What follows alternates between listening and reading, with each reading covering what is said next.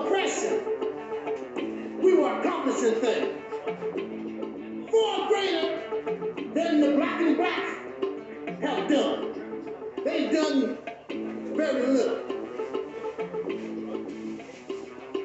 except bring you the teaching, the belief, because that's all teachers is. I believe. We don't need to believe no more. We need to know.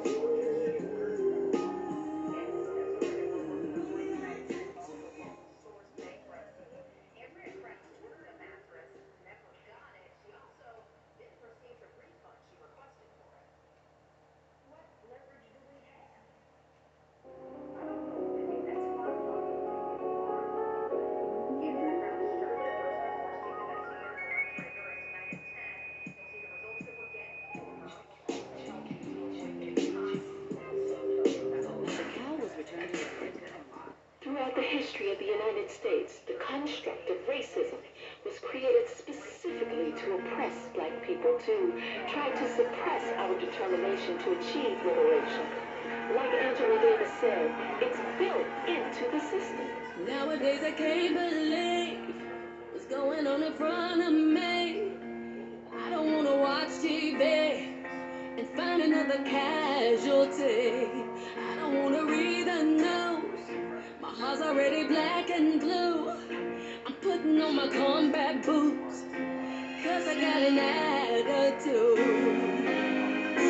We're like soldiers forced to fight a war. What the hell? I can't take it anymore.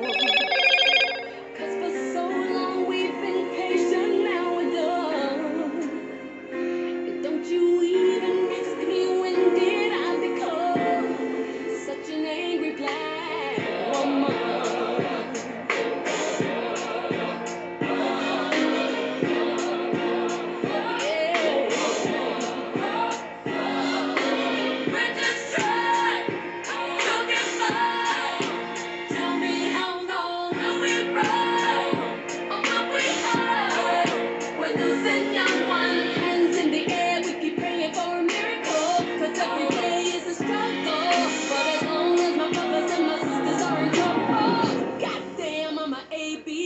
We can't successfully put an end to racial discrimination until we change the entire system. We've been trying to keep the peace 50 years since Martin King. Some don't like me for who I am, but I love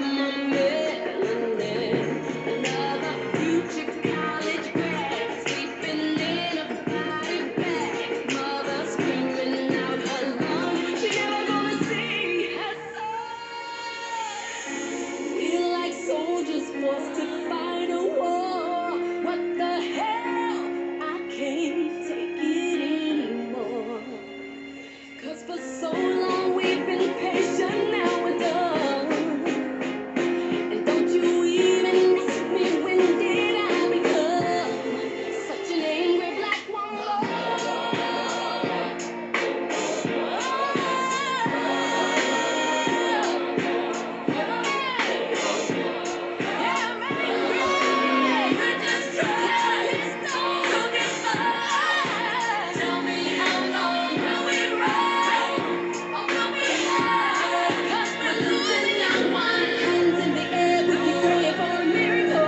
Every day is a struggle, but as long as my brothers and my sisters are in trouble, you're damn right I'm a ABW.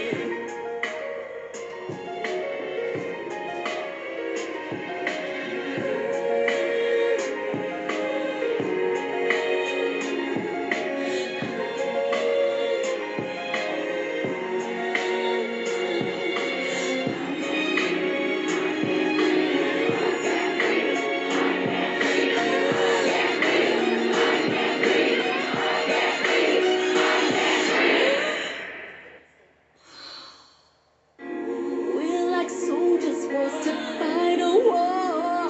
What the hell? I can't take it anymore. 'Cause for so long we've been patient, now we're done. So don't you even ask me, when did I become such an angry black woman?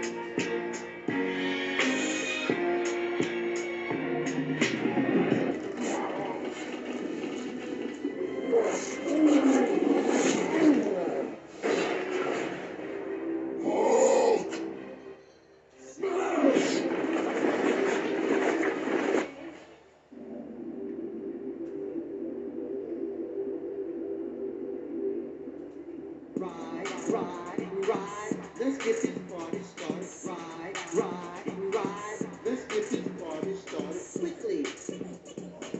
Let's get this party started quickly. Let's get this party started. Ride, let's get this party started. Ride, let's get this party started quickly. Let's get this party started quickly. Let's get this party started. Ride, let's get this party started. Ride, let's get this party started quickly. Let's get this party started. Ride, let's get this party started. Ride, let's get this party started quickly.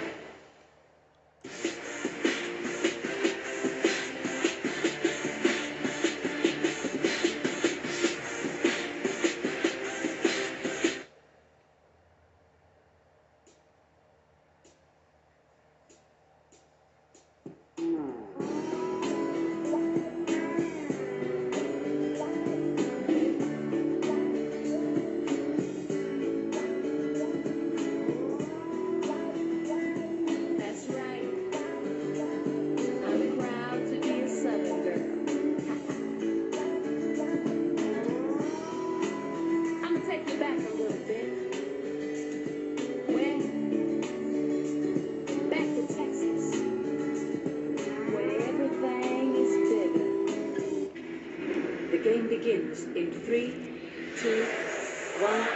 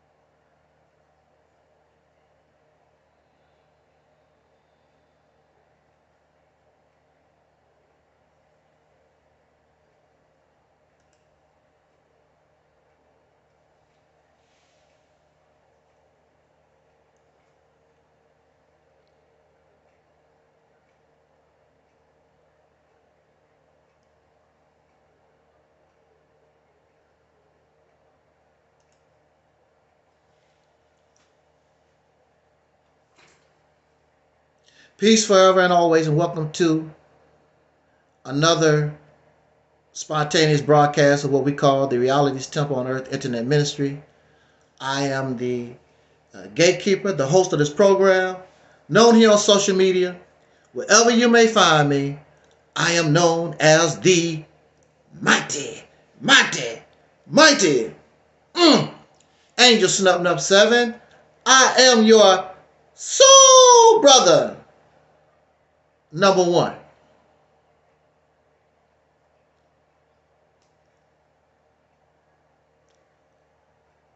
To those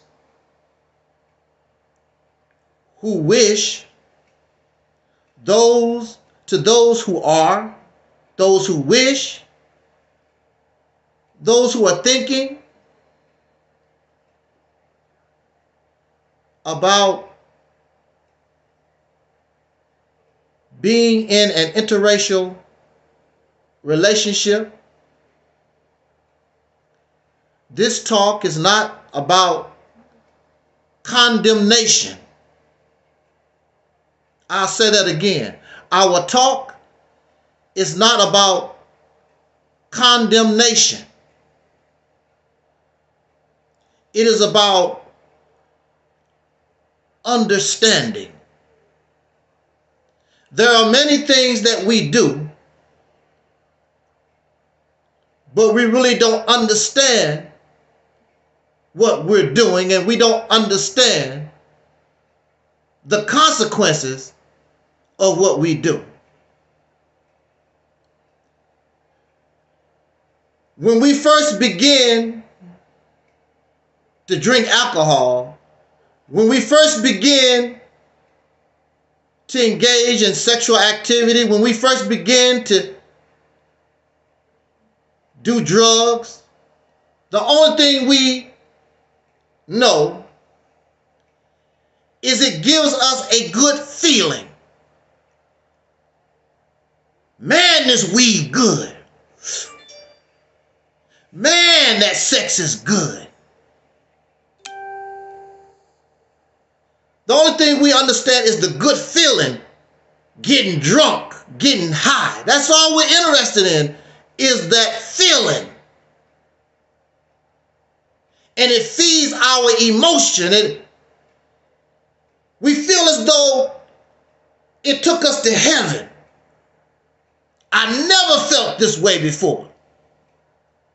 So we begin to lust. I need more weed. I need more sex. I need more drugs. Because I want to feel good. Because in this life, in this reality, it's a lot of pressures, a lot of things that make you wish you wasn't alive.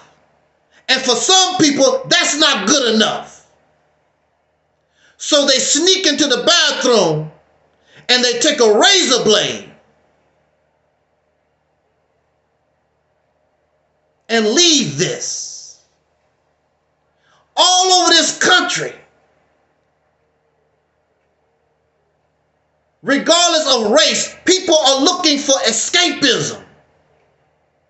Drugs and liquor, alcohol, a DVD, church, a tape, church, the mosque, the synagogue. Calgon, take me away. I got this feeling. And we don't understand the consequences of what we do. We just do it because it makes me feel good. I want to feel good. We don't understand the consequence.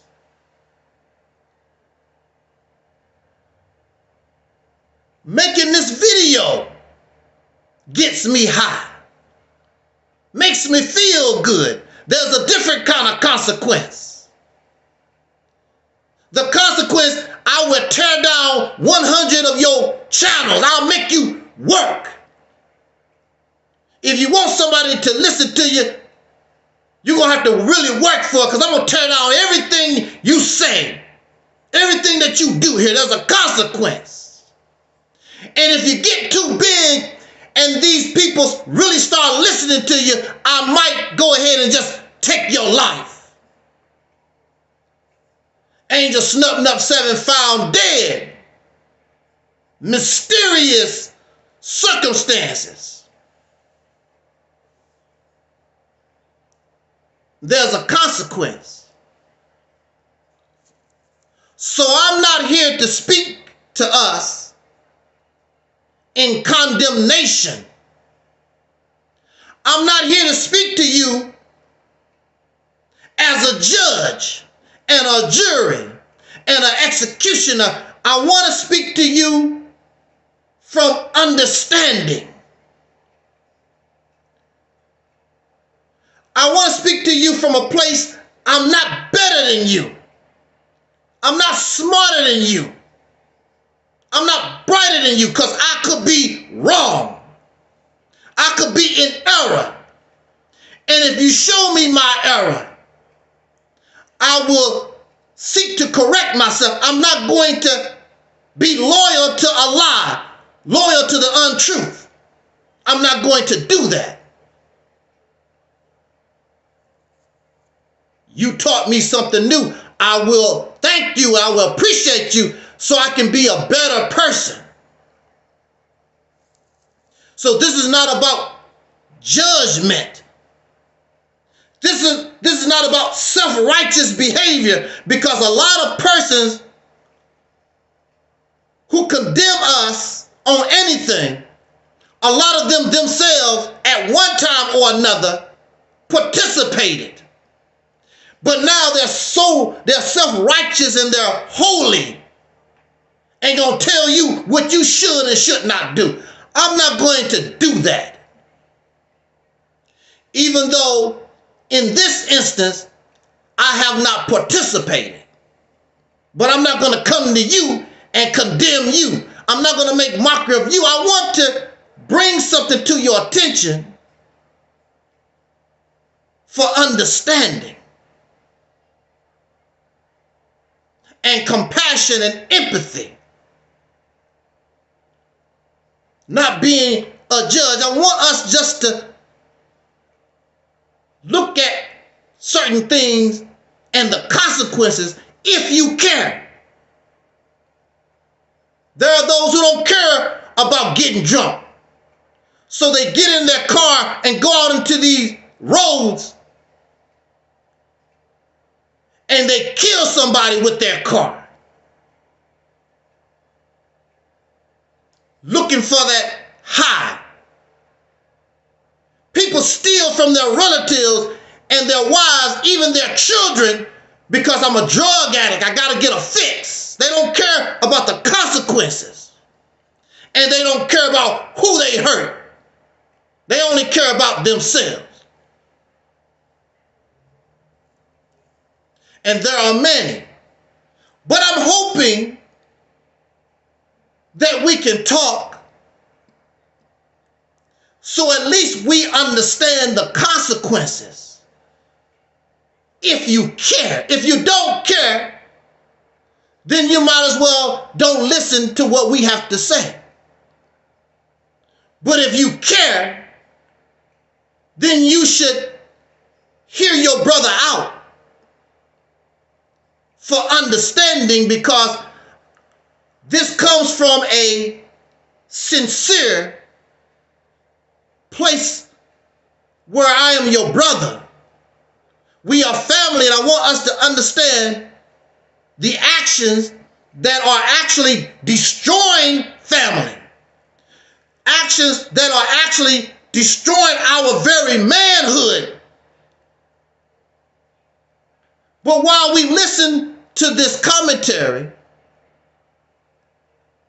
there are men of other so-called races or tribes. This is just not a black man thing. This is an all man thing. And I just want you to get an understanding and give us an opportunity just to talk.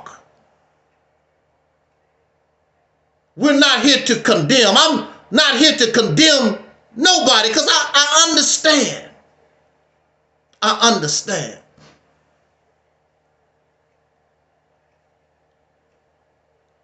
The topic that we've chosen for this evening, thank you for joining us, this spontaneous broadcast. As always, the Deacons of Reality are in the house. Soul Brother 85, Twin Pyramid. I saw Brother Don Anderson. We are simulcasting on our Facebook. We are simulcasting also to our Angel Snup Nup 7 YouTube channel. And it seems as though this evening we're not suffering technical difficulties. So I would like to thank the computer for allowing us to speak with no technical difficulties. And by the way, it has to be the computer, because I even upgraded the internet service. So it's problems now and then with the computer. And I have 3 computers. 2007, which really does bad, period. 2015 and 2019. And all of them work. I have no intent to try to purchase another laptop or computer unless these no longer can do what we want them to do. And we are always open to anyone who wants to donate to us a 2024, 2025 computer. Until then, we're going to work with what we got.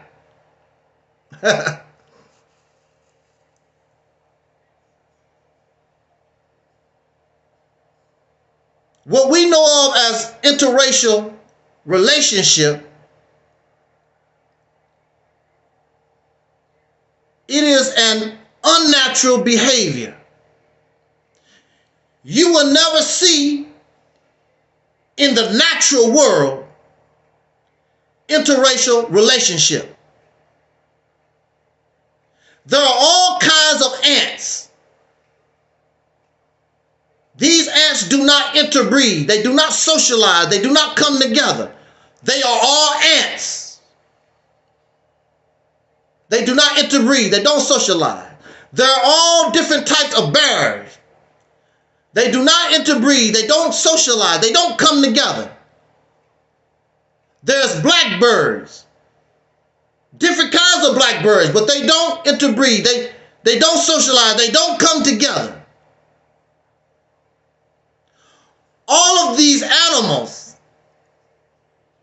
evolve in a certain way, and they're different. The black bear does not act like the polar bear or the grizzly bear. The red ant don't act like the army ant or the honey ant. They are all ants, but they're all different.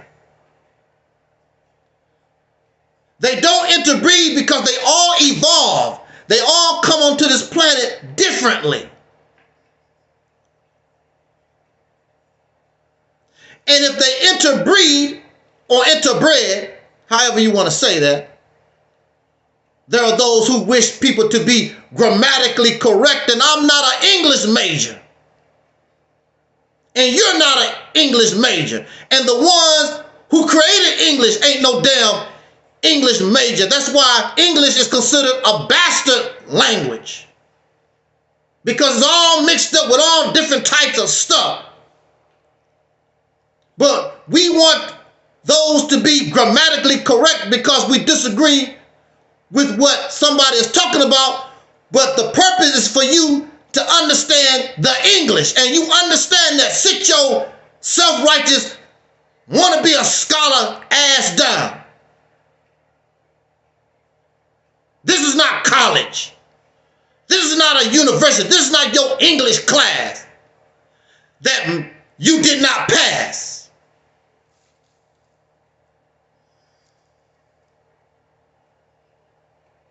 We're just talking to each other.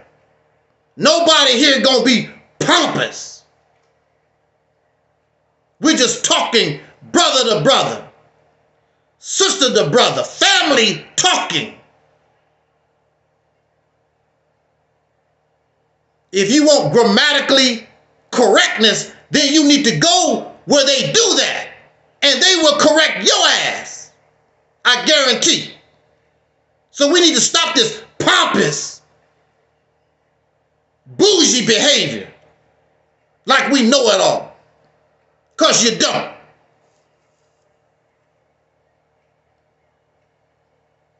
Interracial relationship is an unnatural behavior, whether you or me, whoever, don't like it.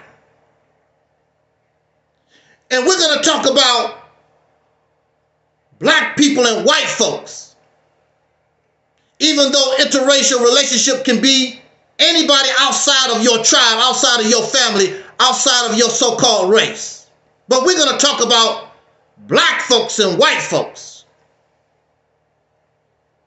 It's an unnatural behavior. What's mind-boggling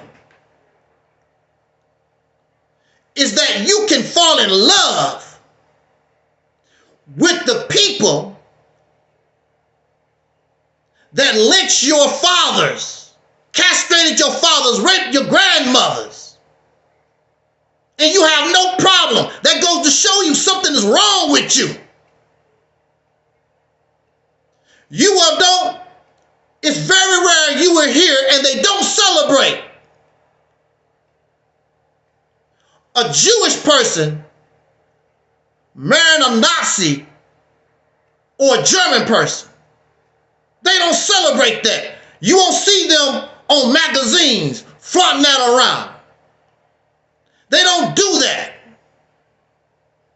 because of that history. And it don't make no difference if today's Germans had nothing to do with the Holocaust.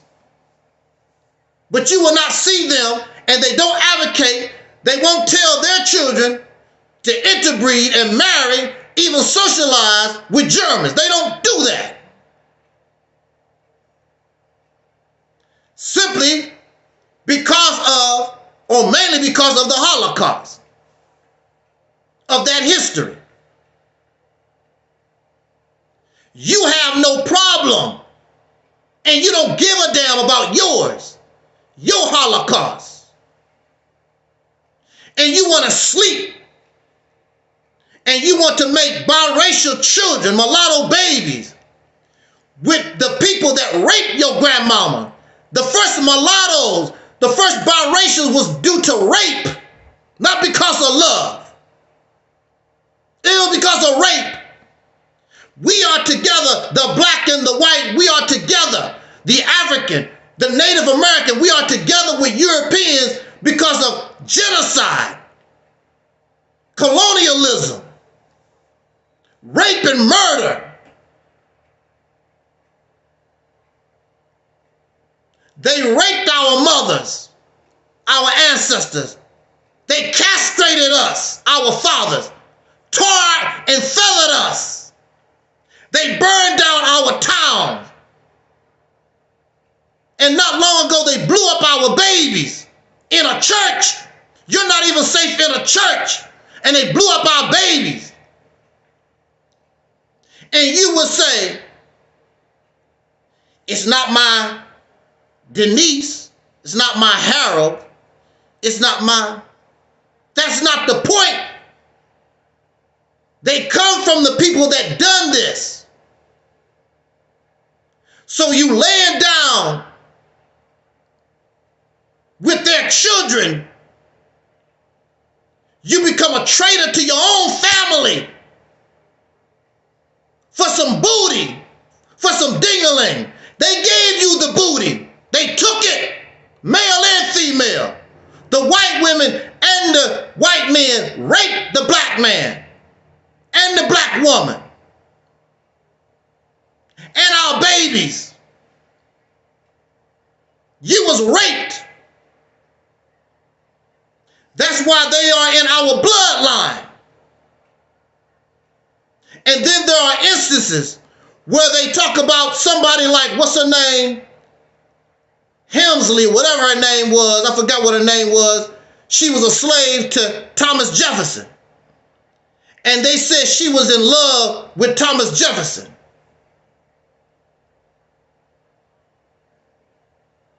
It was a fake love.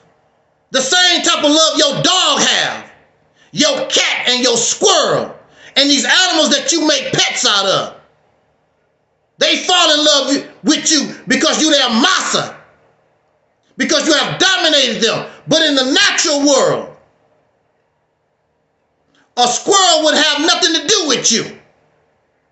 A dog wouldn't have nothing to do with you. An alligator and a snake, all these animals that you made pets out of. These fish that you got in a bowl, they would have nothing to do with you. In the real world, if it was not for slavery, that woman would have nothing to do with Thomas Jefferson. Simply because we're different. We're not the same. We don't even smell the same. I don't care how much perfume you put on. I don't care how much soap you use. We don't smell the same. Our hair is not the same. We don't even think the same. Because we come up differently, we evolve differently. Even living in this country, we're different people.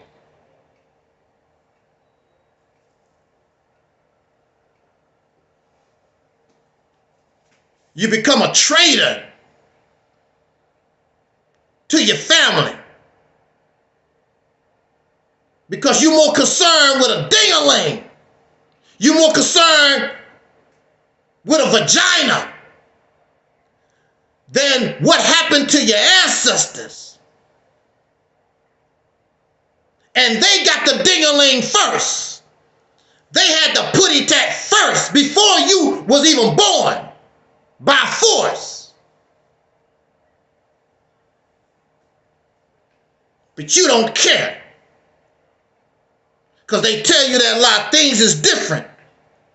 Things are different until you are in the car with them going down the road.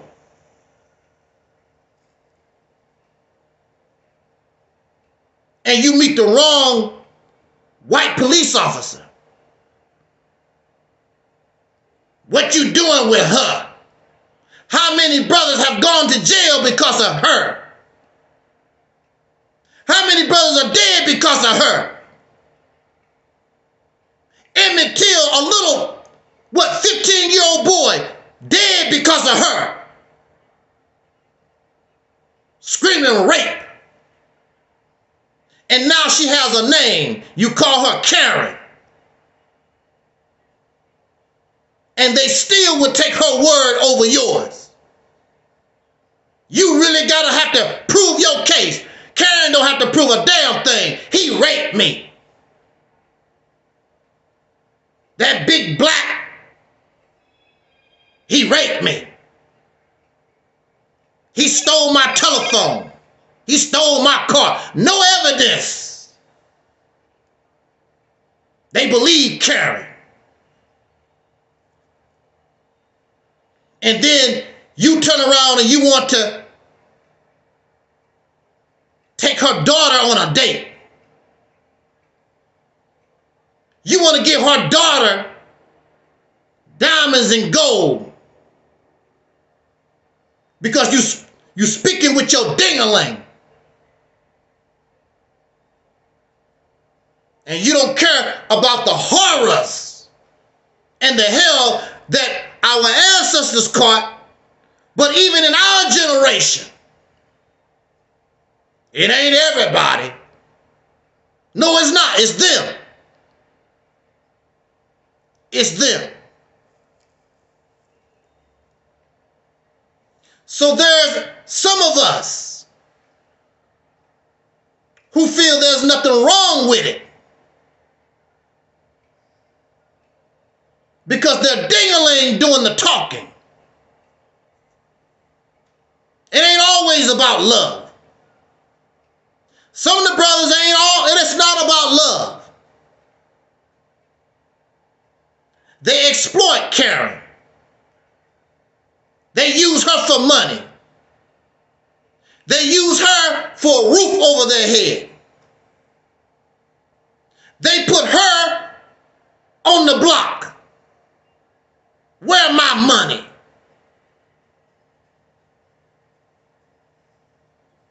It's not always about love.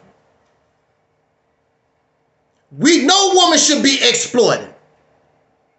No woman should be treated in that type of manner. No woman. We're not going to talk about the abuse of womanhood. We want to talk about interracial breeding. I didn't say we're not talking about interracial love but you do it in the name of love.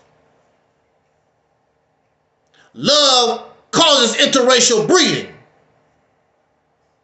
You can love, you don't have to make any babies. But you do. And you don't understand the consequences. Because you in love. You want a family. Where's the picture at?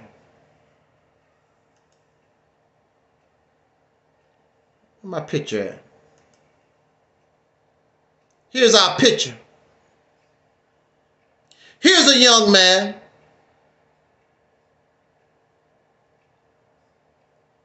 And he looked like he's with a Caucasian woman. He's smiling. Bless his heart. Yeah. He's so happy. Bless his soul. He is so happy. And there's nothing wrong with that. I understand. I understand. So you have a group of men on YouTube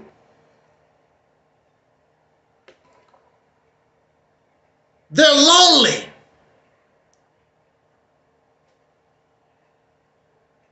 And they get angry at the sisters because the reality is they want to be with a black woman.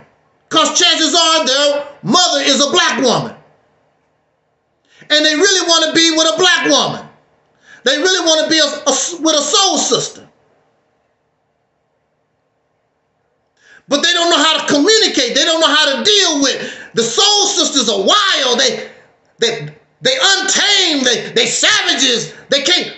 I don't know how to talk with them. So they go on the internet. Countless videos, countless chat groups about black men crying over the black woman. She got all them babies, but I want one of them. I want her to have my babies. What's wrong with her? I can't get her to chill out.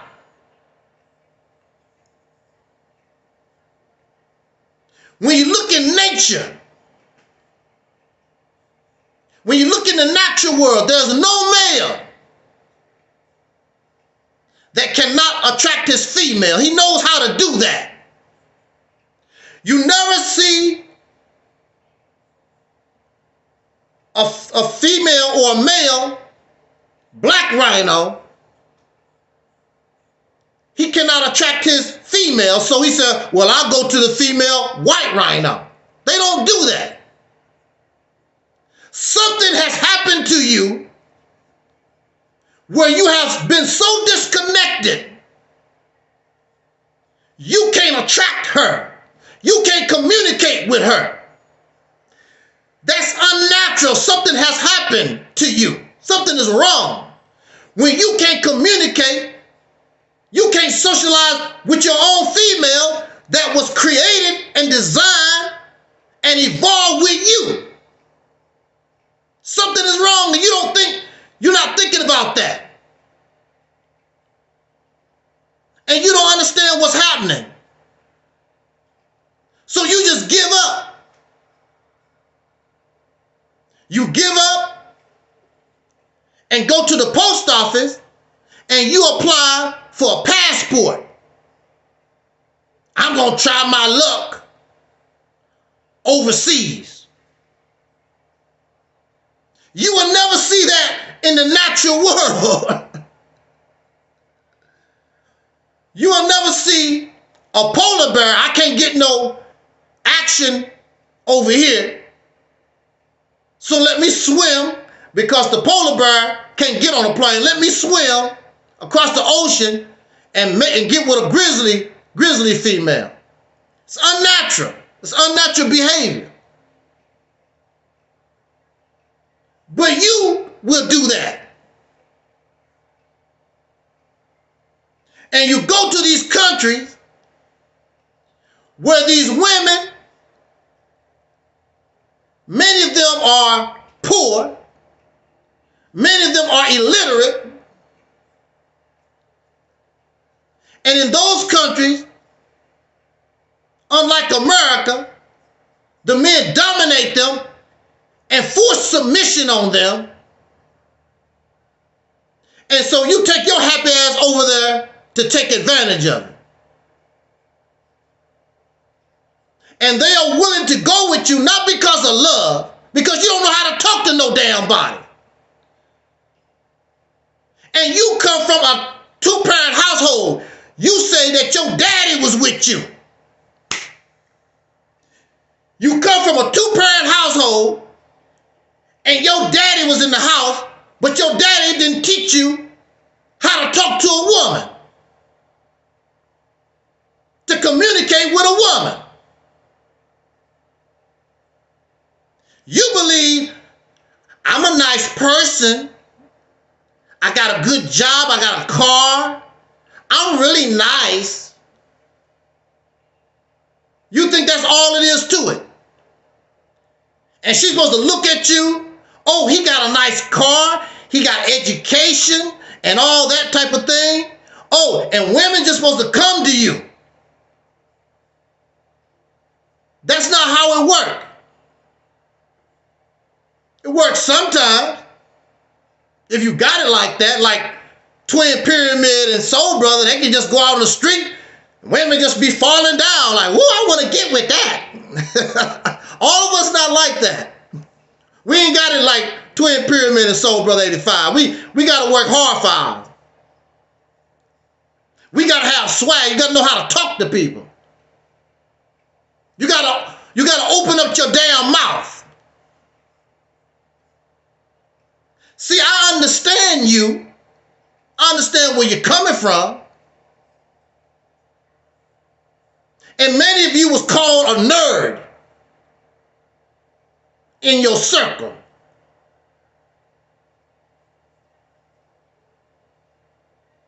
You was called a nerd in your circle. And ain't nobody more nerd than me. So I know what you went through. I know where you're coming from. And there was no man to tell me how to talk to nobody. You got to open up your mouth. You don't have to have a damn dime.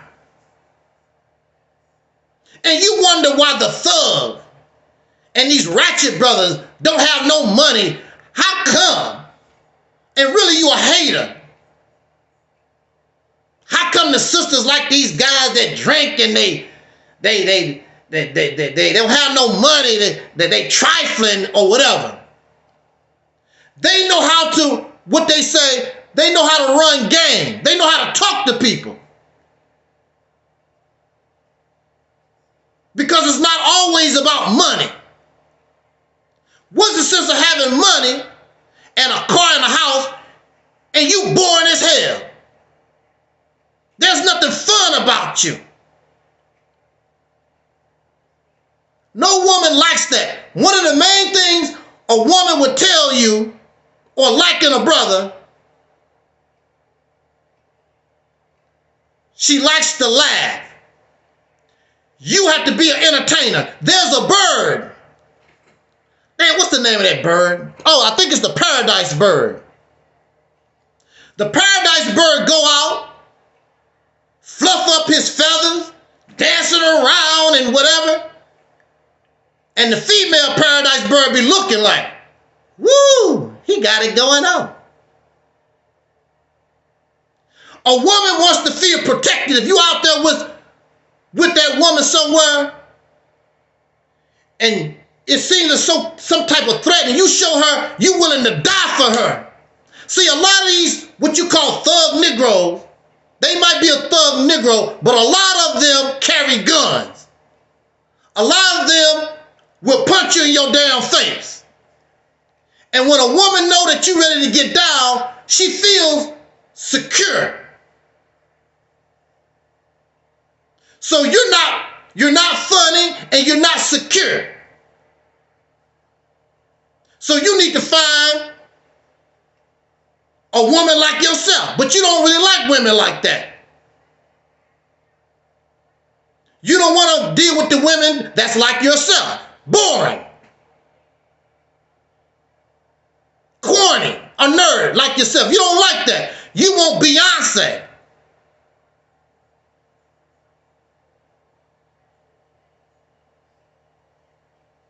But Beyonce's not all that. The only reason why Jay-Z got Beyonce is because who he is. Any brother in the street could pull Beyonce. It's according to what you say out of your mouth, how you carry yourself.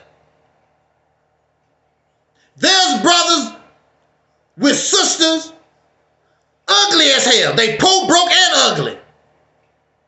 And they would tell you they ugly. But the sister, like the swag, make me laugh, make me feel alive. So you come from a two-parent household and your daddy ain't taught you a damn thing. Your daddy got a son that got to get a passport and go beg a woman in another country that's not even related to you in your race. All this is unnatural behavior. All this is mental disorder. Because it's a mental disorder when you feel as though you cannot communicate with the female that belongs to you, not belong to you, but is part of, that's in your race. You lost communication skills with your own woman. And then you make all these pages talking about her hair, her weaves, and her makeup, and blah, blah, blah. That's frustration. That's frustration on your part because you have failed as a man. As a man, you should be able to get any female. It's not about what you got. It's about your swag. It's about opening your damn mouth, how you carry yourself. Women like you when you're confident. There's an old line. What you call it? There's an old line.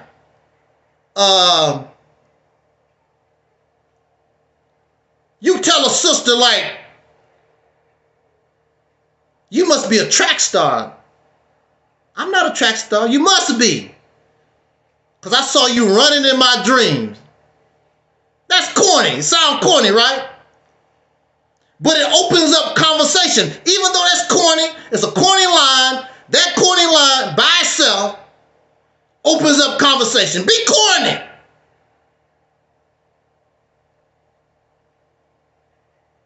You also have to be able to handle rejection. So what? It's many fish in the sea. If she don't go for it, somebody else will. Exactly, Deacon. Women like corny stuff like that. It's open up your damn mouth. Be confident in yourself. You're not confident in yourself. You want somebody to put something on a plate for you. And that's not how it goes. All male animals gotta work for it.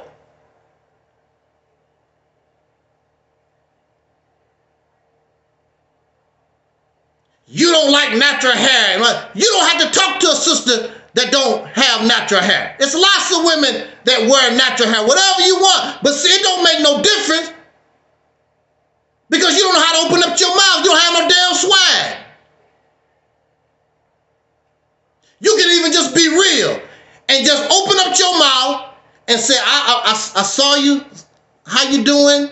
My name is so-and-so. I saw you on the way. You look real pretty to me. I don't really know what to say to you. I just want to introduce myself. I was wondering. Open up your damn mouth. How is a woman going to know that you're interested in her unless you open up your mouth? Oh no, you're gonna say all black women is this, the hair hats and the hooligans. You're gonna get mad, upset, cause your ass is a fake, and go on these groups and talk about women cause you're a damn loser. How you doing on our other Zapata? Welcome to the live stream. Dickens said the closed mouths don't get fed. You got to open up your mouth. And the more you do it, the better you get.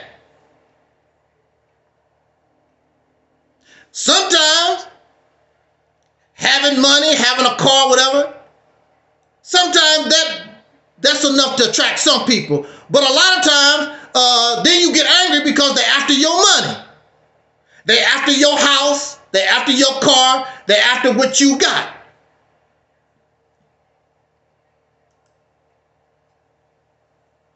And they really don't like you. And these women, you go all overseas to get these women. You will marry them. But as soon as you screw up and they understand in America that they can get half in a divorce, you're going to go through the same crap. They're going to take half and take your half children with her. You still lose. You still lose.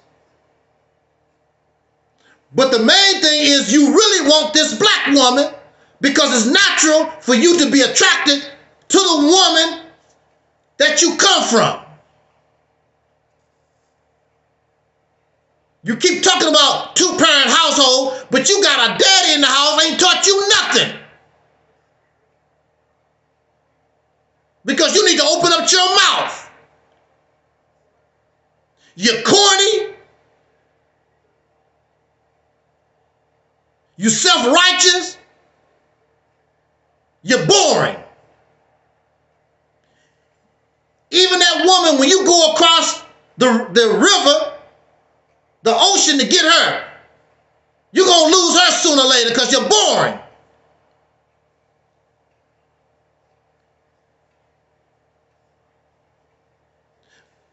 But many of us, we end up with the white woman. And I don't know why we think that she's a prize. And I'm not being disrespectful, but this white woman, lay down with almost anybody anyway. What make you think you're doing something special? I've seen her lay down with animals.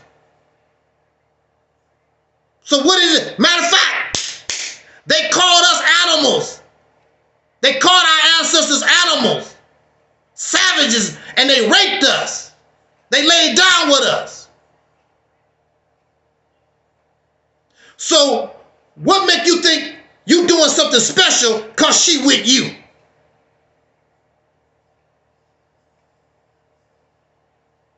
And I don't have to go into details because we adults here, and many of y'all know what you've seen these women do on these porn videos.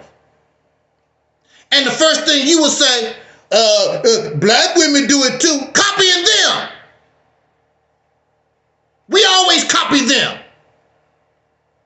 Except when it comes to building a business, except when it comes to unifying against an enemy, we don't copy them doing that. We copy them in sucking penis, licking vagina, doing drugs and getting drunk. We copy them in their foolishness and their buffoonery.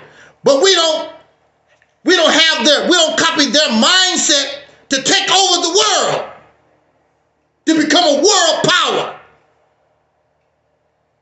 And that's all you want is some putty tat. That's the only power you want to get your rocks off. That's the only thing you care, your concern is. But like we say on this channel, it is because you're not a man. And we don't understand what manhood. You had a daddy, but you didn't have a man in your house in the two-parent household. You had a father, but you didn't have a man in the house. You had somebody that pay your bills and keep food on the table and pay for college. But you didn't have somebody in the house that was a full functioning man. Because a full functioning man is not going to allow his son and not advise and advocate to his son to go outside of his mama. There was a time in the black community, we used to tell our children, if they can't use mama comb, don't bring them here. We know what that means. It has nothing to do with hate. It has nothing to do with hate. It's about being loyal and loving yourself. There's nothing wrong with loving yourself.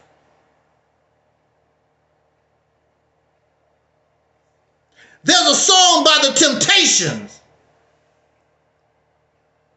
when you love somebody and you want to get with them. I ain't too proud to beg, sweet darling. Please, please, please, please grovel. Male animals in nature, that's what they do. Somebody done told you there's something wrong with you. That's what you're supposed to do. When the male lion wants to mate, he just follows until she ready. Just patient.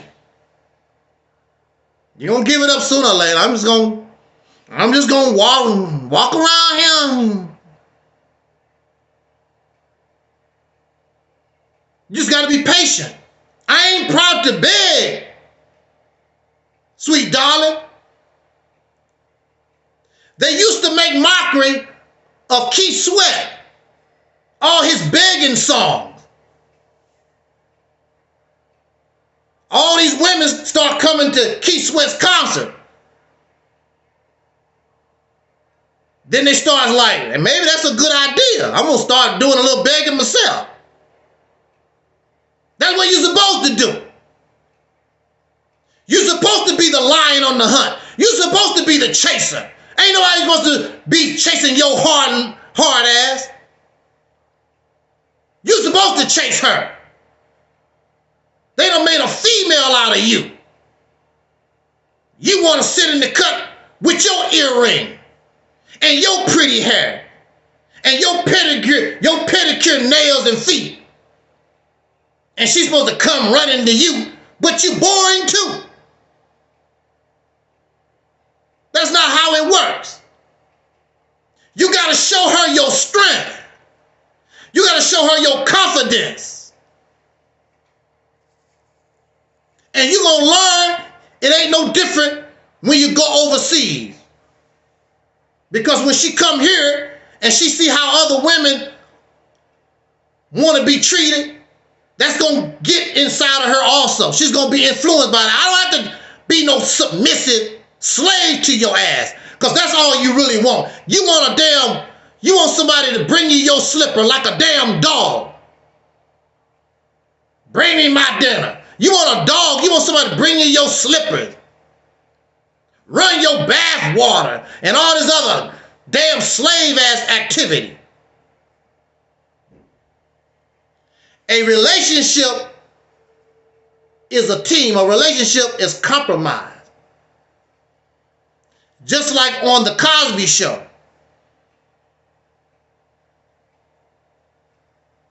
Claire Huxtable said, I will go get my husband a cup of coffee and he will bring me a cup of coffee. That's how we do each other. I don't mind running him some bath water. He will run bath water for me too. You want somebody to be your slave. Ain't nobody doing that, especially in 2024. Many of these women make more money than you do. They can take care of themselves. They don't need you. Except for your ding-a-ling. And a lot of you don't have that well.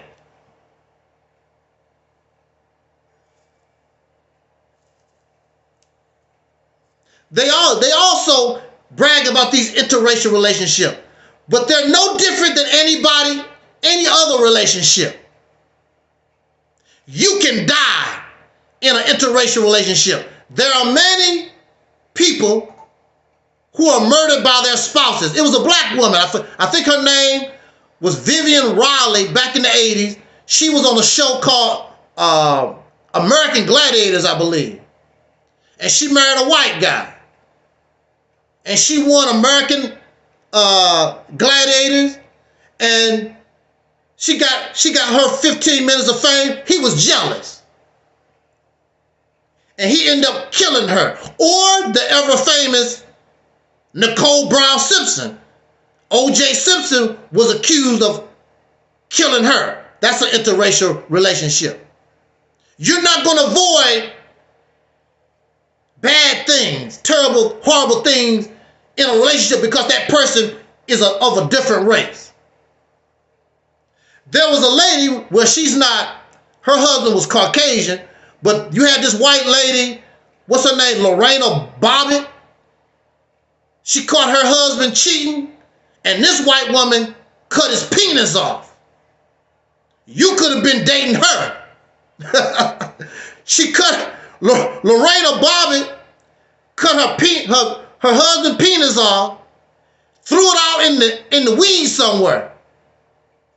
They had to send the dogs out to try to find it. They found it in time, and they sewed it back. They sewed it back on.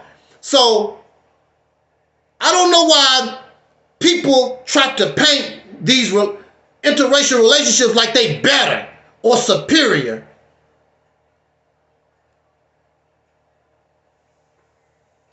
What is that? Deacon said, Aaron Hernandez was a murderer and gay cheated on his black wife. So these things are painted like they're special, or you got a special advantage, and you don't.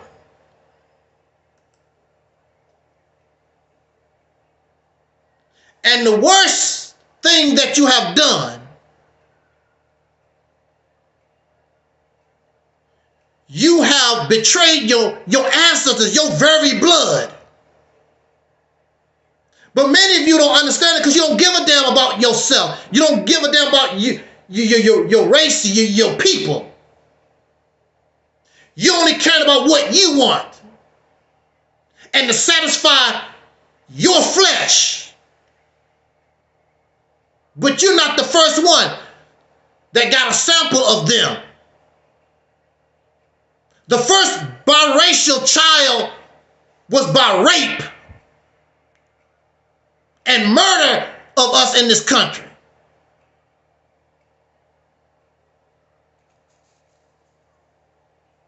That's how we are here with these people, because of slavery. That's why you're able to have this white woman on your shoulders. On your shoulders. In your lap, or wherever you want to put her. Or this Caucasian man. Because of slavery. And they took your manhood. They took your womanhood.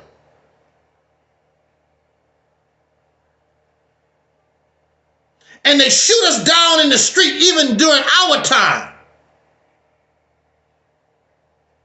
George Floyd was just a few years ago in your lifetime. And he had a Caucasian woman too. They didn't give a damn. They still murdered him.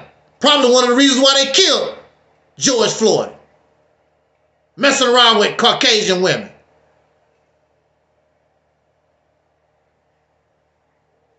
And these people, these women, will holler rape. They will take all that you got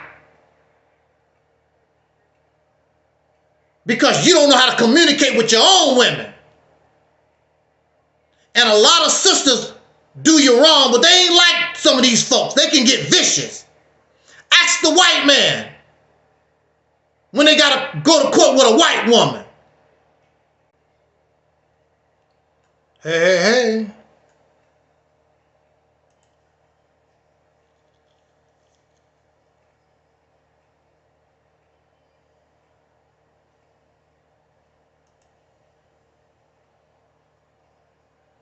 All right.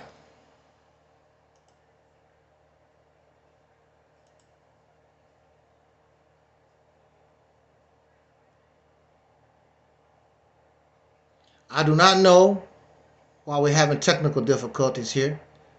I think we're back.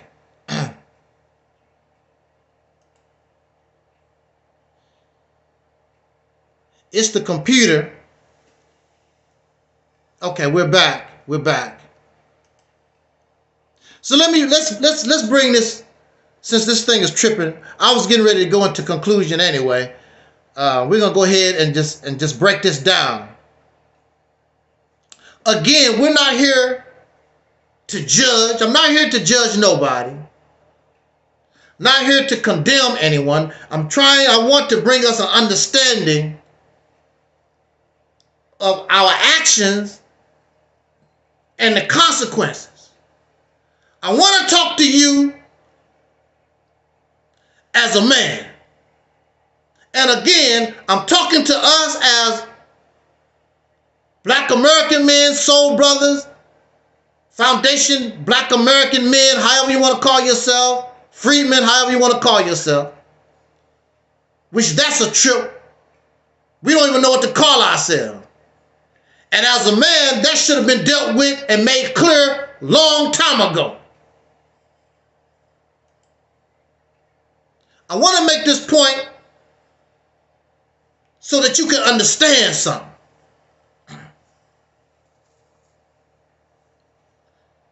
My mother was a black woman, born in America.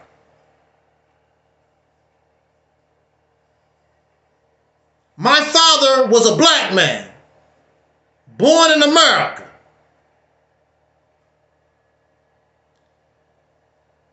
There is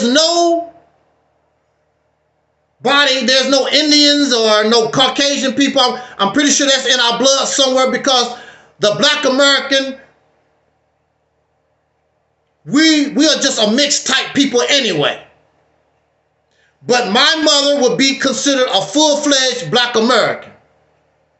My father would be a full-fledged Black American. And they produced myself. I'm full-fledged Black American. I want you to keep up with me. It's very simple.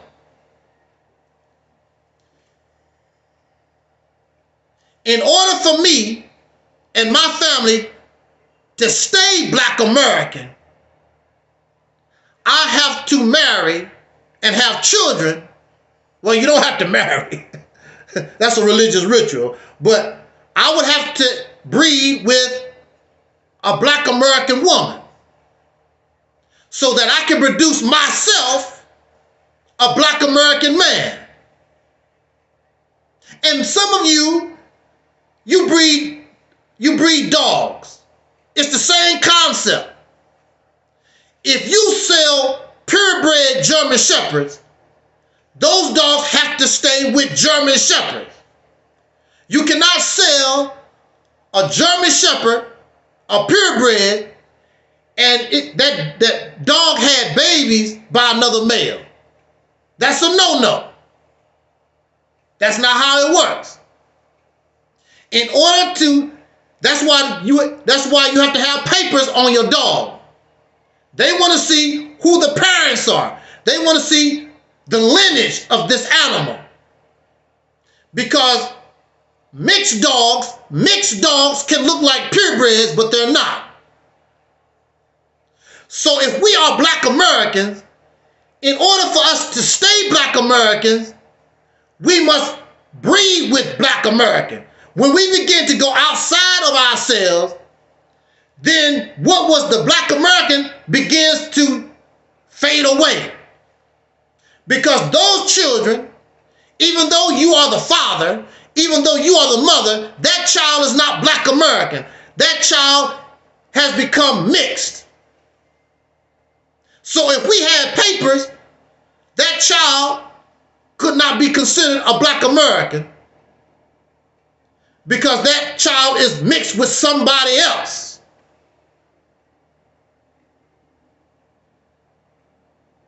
If you want to, you as a man, you only want to breed yourself.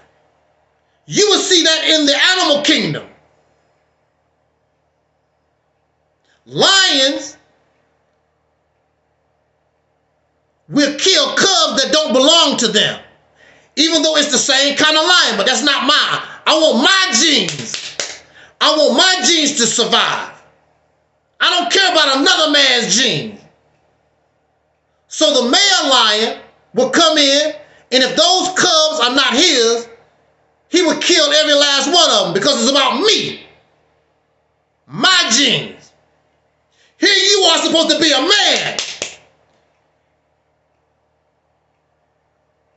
you helping spread another man's genes when you have a baby with a white woman, because it's your genes there, but you're also helping his genes. And as time goes on, unless that child comes back to Black American, little by little, you get breeded out. You won't exist. This is what you're doing.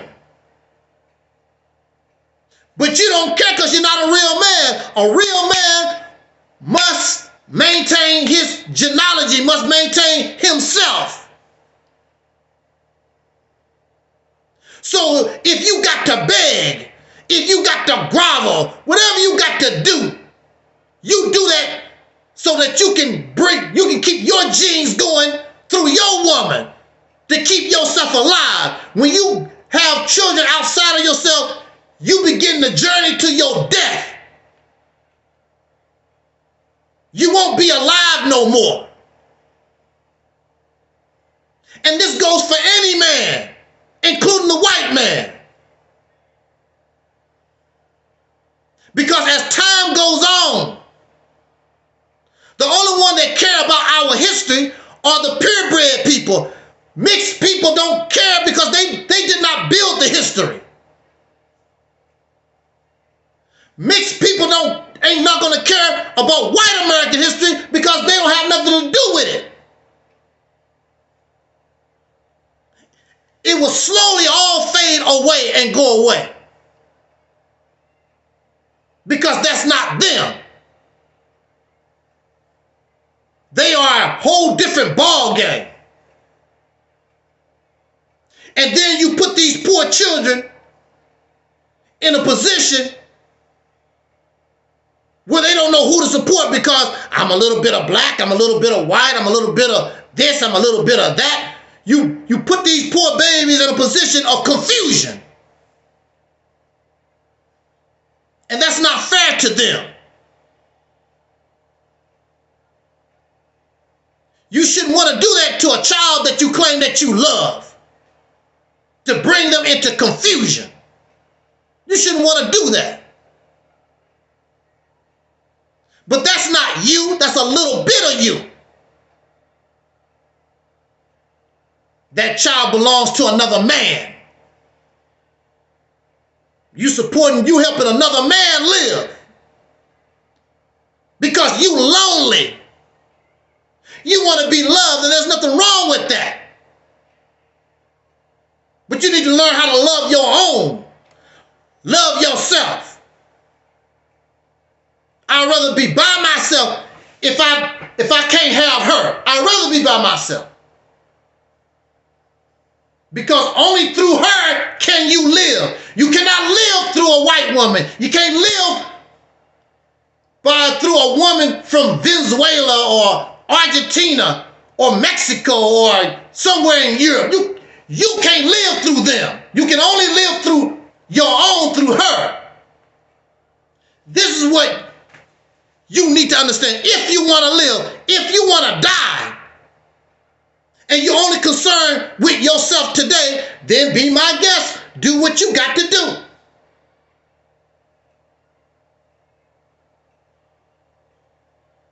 But you will be dead. When they put you in the grave, you will be dead. You will be gone forever because this behavior will cause your extinction.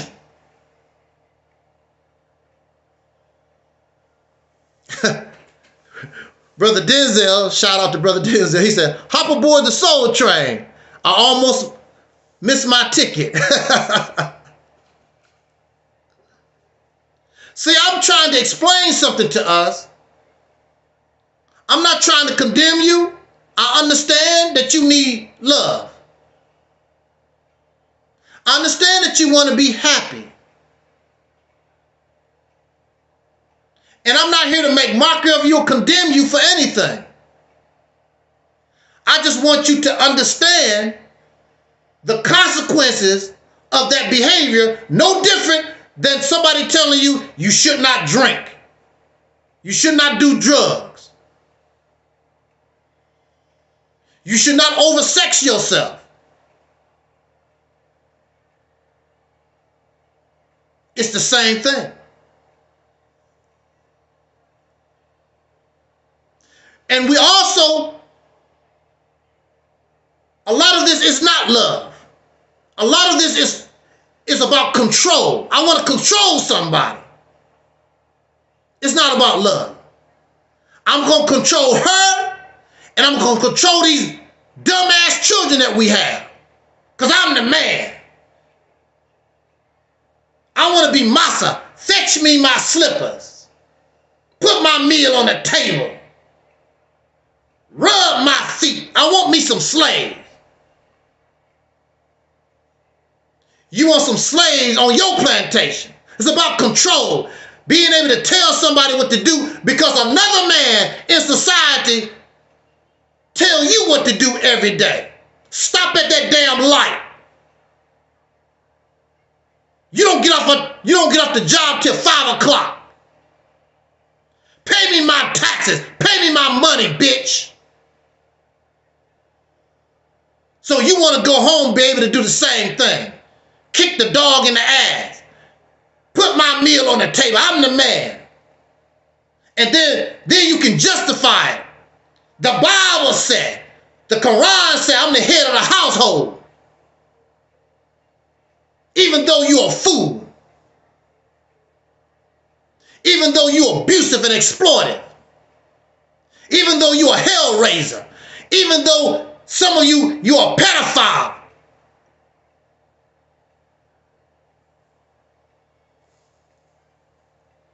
And some of you don't like women at all, really. That's a show. You're in the dark and the secrets. And you're really lying around with a man and you use this as a family to cover up your dirty religion. You don't fool nobody. How can you talk about women the way you do and tell her, I love? You don't love. You got to love a man. But you don't have no problem with men because that's who you really want. You want Tootsie Roll. That's what you really want. You don't fool nobody. You all so upset. And you're a jealous and hater of these men that open up their mouth. That's why I'm confident. I'm very confident in myself. I know I could walk up to this woman here. I don't give a damn because she a singer or she got some money or whatever. I'm confident in myself. I got enough charisma. I got enough whatever it is. I can get it.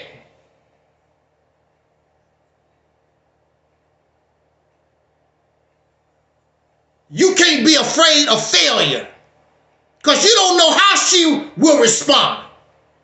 You got to open up your mouth. Hell, just be yourself. You can play the shy role. Make her laugh. I don't know how I'm done.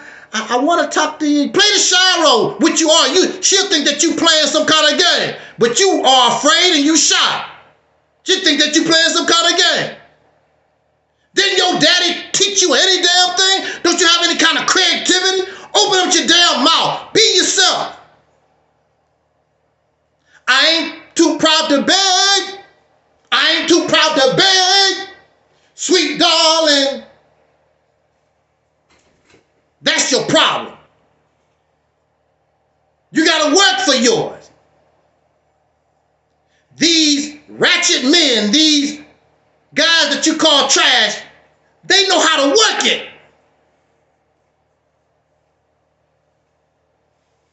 And don't have a dime in their pocket. How pitiful you are. You got men in jail. You got men that's serving life. They get married. When I was locked up,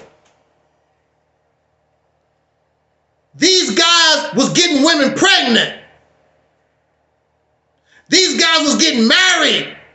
They was locked up. Here you are, you free, and they don't have a dime. These guys was getting married. They was locked up, don't have a dime. Here you are free with a college degree. You got your big house, you got your big car, and you crying. She don't like me.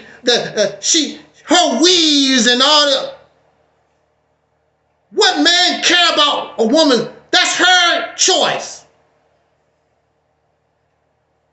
And if you put her in an environment that you create, and you show her, I prefer you don't do that, you will see she won't do it because she want to please you.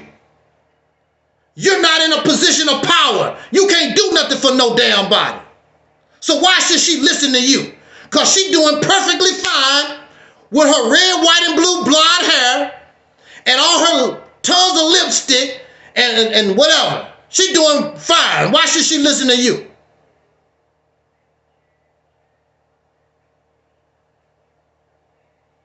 That's why it's important for us to embrace what we call the Mississippi Campaign. She would have a place to go. And if the brothers, those who made this environment, caused this environment to come, that's good to her, and you ask her, you don't make no damn demand. You ask her, sisters, we like you with natural hair. I guarantee you will see the sisters, they would start wearing their natural hair.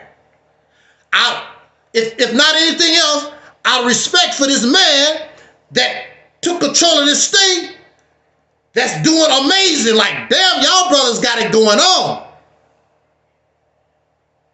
But the only thing you are is a ding-a-ling with a car and a college degree and a house. So what? And how did you get your car? How did you get your college degree? Via the white man. That's why you got it. How do you maintain it? Because of the dollar bills that you get from the white man. With George Washington, Abraham Lincoln, Franklin Roosevelt on the paper. You want all this respect. You want respect, you gotta earn it. She's waiting on us because she don't have no problem with that. Because she was made for us. She just upset as you are. When my man gonna come home? When I'm gonna get a man? Only thing I ever get is a damn ding-a-ling. What's wrong with that? And that's all we got. So you hear the brothers brag. I sure can lay that pipe. But not an oil pipeline that goes to your house so that you can have heating in your house. Not that kind of pipe. The only pipe she get is the ding-a-ling. And any piece of a man got a ding-a-ling swing around. But not every man can lay down oil pipe or water pipe so she can take a bath in the house. She's waiting on her man to come. She's waiting on her man to rise up. Not somebody called a man simply because they got a ding-a-ling. No, a man, full functioning man that take care of business. Not some weak ass punk that gotta get a passport and go overseas to get some booty. You can do that in America. So you really pathetic. You gotta go all the way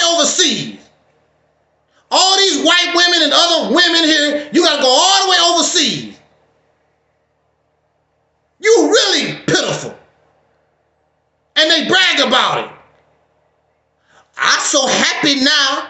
Where that picture at? You happy now? Where my picture at? Put that back up. They happy. They happy now. Where'd my picture go?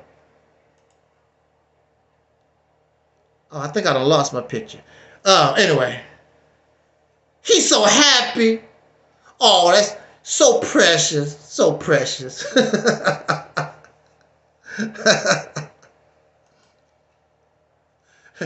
Deacon said, how can you be black and not attracted to the most beautiful woman on our planet? All these other women want to be like her.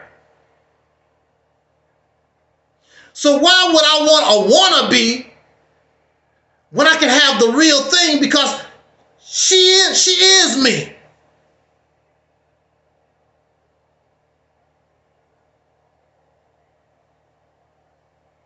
But I want you to understand, those children that you have with women outside of yourself, that's only half of you. And if they continue to go outside of yourself, you won't exist no more. So you have no legacy. And this doesn't make this goes for all men, not just us brothers, black American men, soul brothers, free men, foundational black American men, whatever I don't know, whatever we want to call ourselves. It goes for all men. You will go extinct. No man wants to support another. Why do you think you have a problem even with adopting another black child? Because that's not my child. So this goes to show you, you only want to really take care of your own biological children. If a man take care of another man's child, you a simp. You a fool for taking care of another man's child. But if you gonna have a child with another woman, you doing the same damn thing. You passing down the DNA of another man. So what difference do it make? You're doing the same thing. At least this man is taking care of black children, black American children, by another black man. You passing down the genes of another man outside of yourself. So you are really the one that's an idiot, not him. He's taking care of family. He's taking care of himself.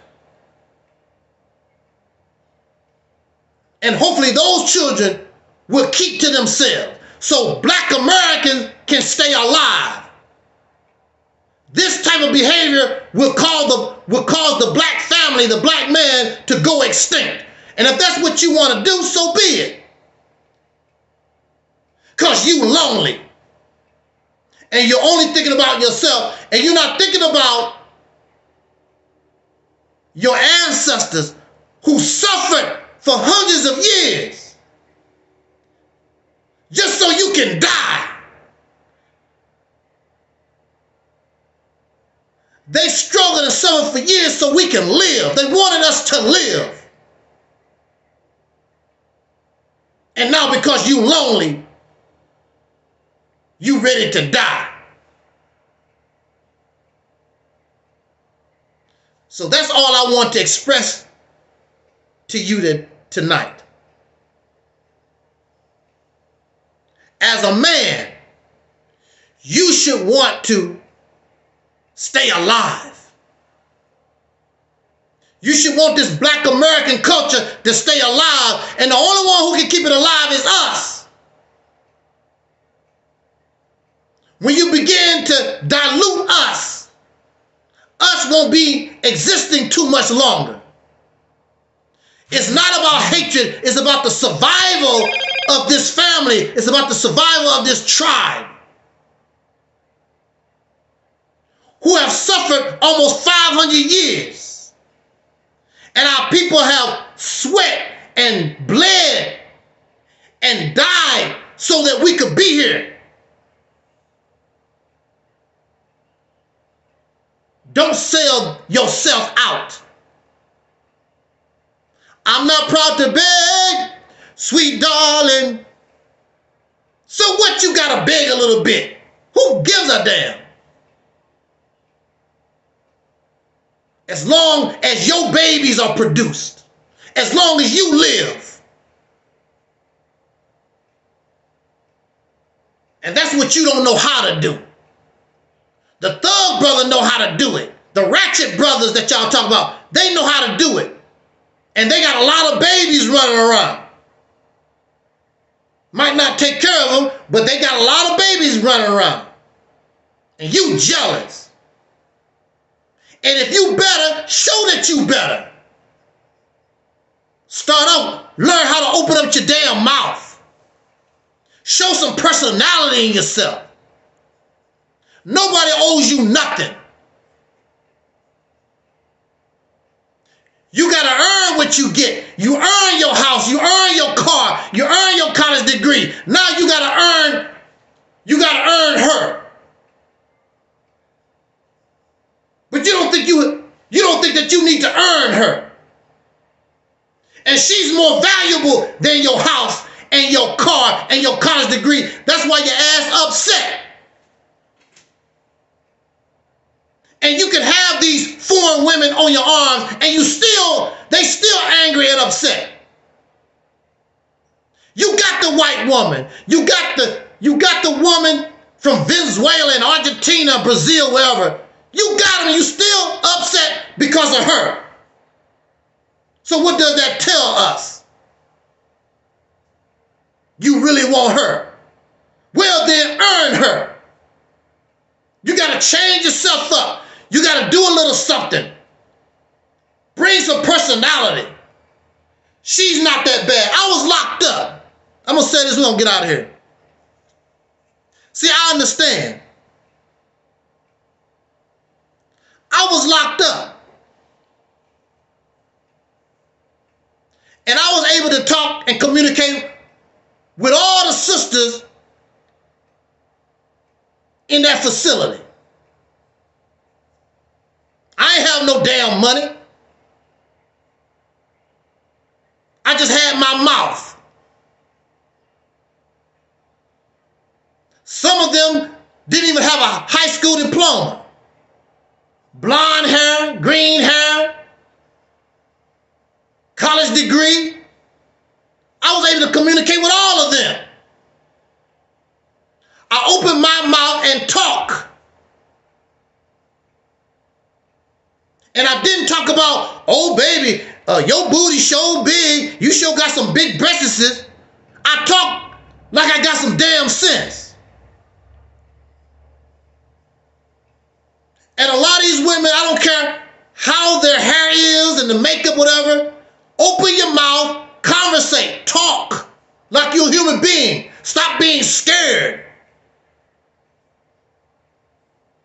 That's your problem. The problem is not them. The problem is you. Because you think somebody owe you something. Nobody owe you nothing.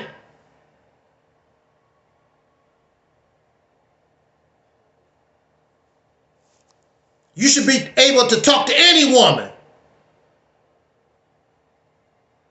The one with the pink hair, to the one with the college degree, to the celebrity. It don't make no difference.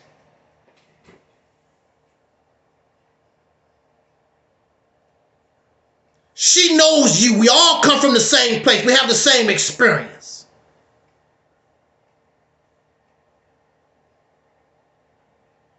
Learn her. That's your problem. Learn her. Learn yourself. Stop being scary. Didn't your daddy teach you something? No, apparently not. Just make some money. We're more than just money. We're more than a car. We're more than these dead things. A car can't talk to you. Your house can't talk to you. And your degrees and your money can't talk to you. That's why you're all upset. And you put a smile on your face in the public like you got it going on when you get your passport and you buy a woman from another country, because that's what you really done.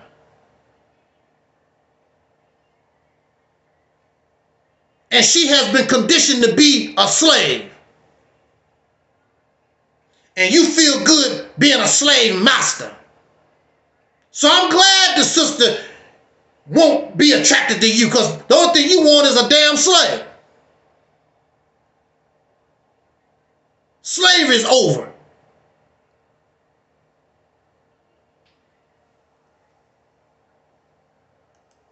Hidika said, I hate it when my dad used to tell me, no finance, no romance.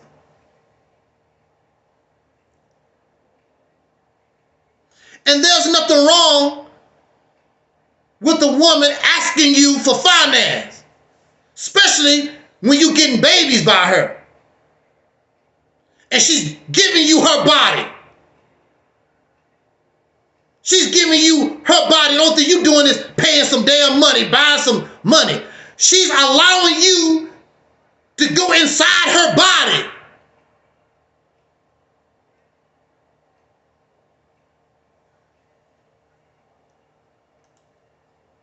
That's a hella. And then have your baby and go through all them changes, morning sickness and all these aches and pains and whatever to spit out a baby for you. And you talking about some damn money. And bumps get all over her face. And I saw a picture of my sister Terry Ellis, her friend Holly Robinson Pete. I saw a picture of her when she was pregnant, and she was pregnancy is hella.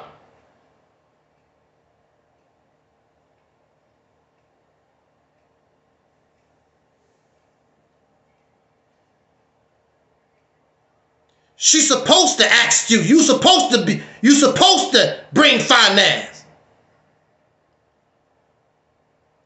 You're supposed to be able to show her, I can take care of my children. I can take care of my woman. I can protect my woman. You're supposed to show her that. We used to play in these games. Some of you don't even like children. What the hell are you having children for? You don't even like them.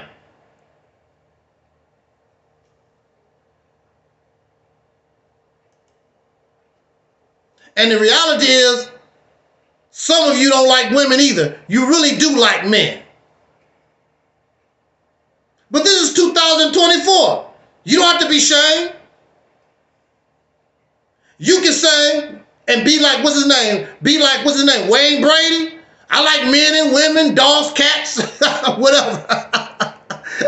I like a little bit of everything. I'm a autosexual, a bisexual, transsexual, a gyrosexual. They make all kinds of names. I like everything. I like grasshoppers. I like ants. I don't give a damn. Whatever. I don't care. I'm just a freaky deaky. I'm just freaky deaky. I don't give a damn. I like squirrels. I don't care, man. I can get down with anything. So you can be honest with yourself. This 2024, you can come out and be anything you want to now. You can like men, women, goats, rats, whatever. Turtles. Poor turtle can't even get away from you. I don't want to be raped. Turtle can't even. I don't want to be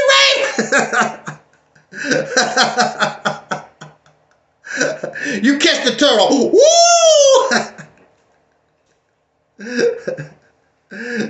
Poor turtle don't even have a chance. He can't even get away. Freaky dicky. Oh on that note, I just wanted to talk with us for a few minutes. The bottom line is, if you are a man, if you call yourself a man, then you're only concerned with the survival of your genes. When you have children outside of yourself, that's not your genes. You're helping another man survive. And sooner or later, you will be pushed out and won't exist. You won't have no legacy. You won't have no history either.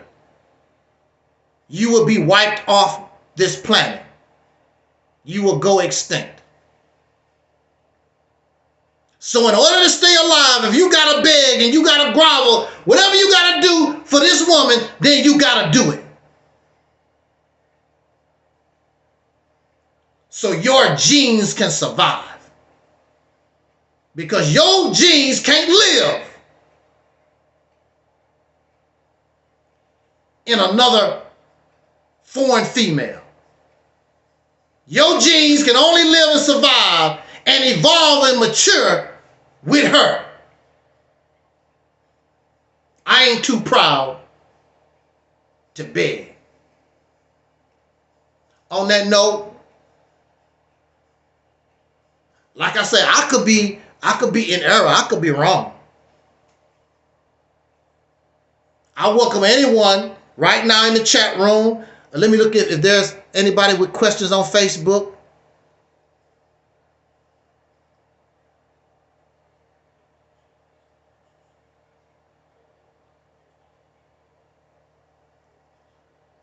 We can even come back and do this subject again. And you can teach us. Because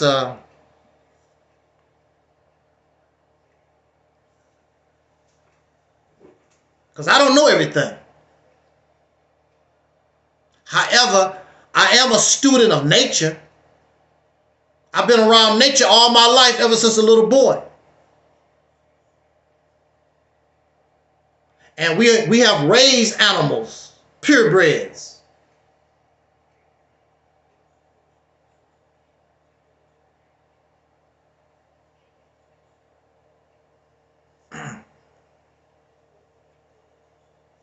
The deacon say, I blame Martin Luther King Jr. for all this mess. Why would you blame Dr. King for all this mess?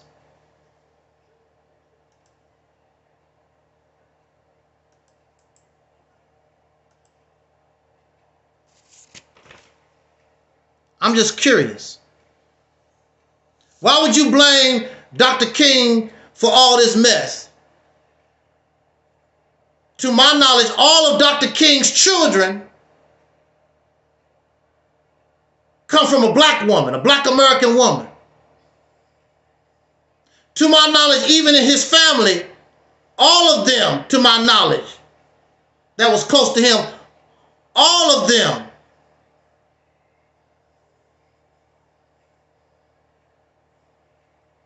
all his children. Why would you say that Dr. King started the downfall? How does fighting for justice start the downfall? Because you want to be treated as a human being. How does that start the downfall? That does not start the downfall. There's nothing in Dr. King's agenda.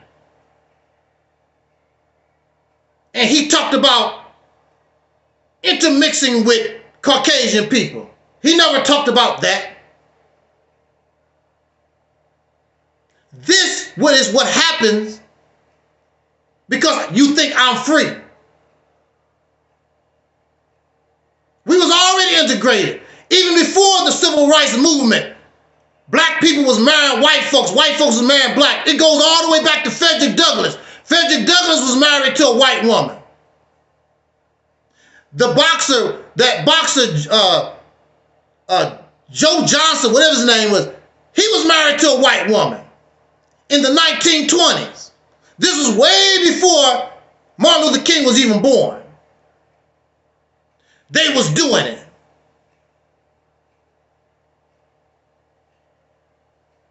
So how can you blame Dr. King? It's not Dr. King. You have sick people that believe because I marry a white woman or I marry into the dominant society, it gives them a false sense that they have been accepted or they're doing better. Dr. King has nothing to do with your sickness because you think because now I'm married to a Caucasian person or I've reached a certain point, I'm with these people, the dominant society, I'm better. Dr. King don't have nothing to do with that. Dr. King don't control people's behavior.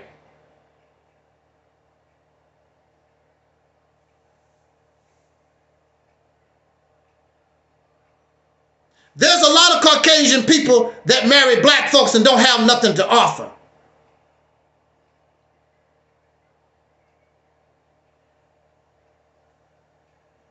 Especially today.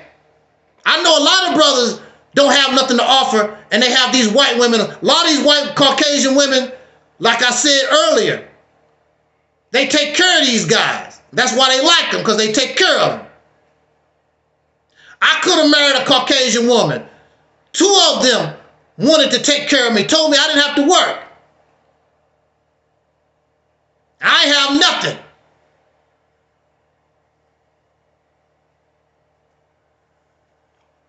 It's not always about you having something. It goes back to your swag, your confidence. What's the name? 2 examples by white women. Britney Spears. Britney Spears married her backup dancer. Made him a millionaire. Elvis Presley's wife fell in love with the pool guy. Tiger Woods fell in love with the nanny. It's according to who you are and how that person feel about you.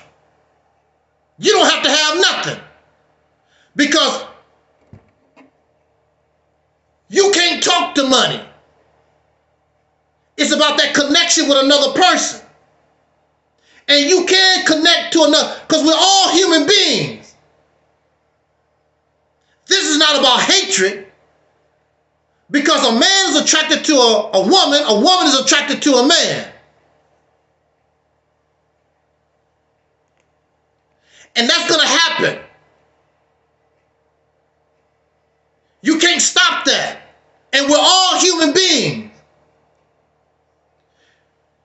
I don't care what a man is in prison for. If he is around certain women, one of those women probably going to be attracted to him because they get to talk and know each other. Next thing you know, she helping that guy get out of jail, prison. There's a jailbreak and whatever. That because men are attracted to women, women are attracted to men, regardless to your race. Frederick Douglass fell in love with this white woman because they worked together and they saw themselves outside of their race. That's just natural life. You can't do nothing about that. But the reason why we're together is because of slavery. That's why we're together.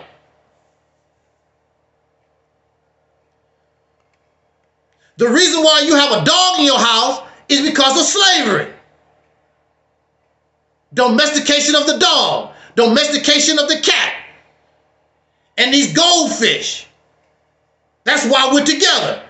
In a natural environment, we wouldn't be together like that.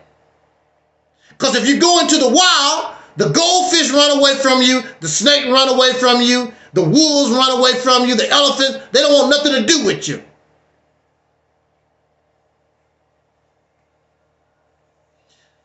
So our next question is, has interracial relationship benefit us as a people?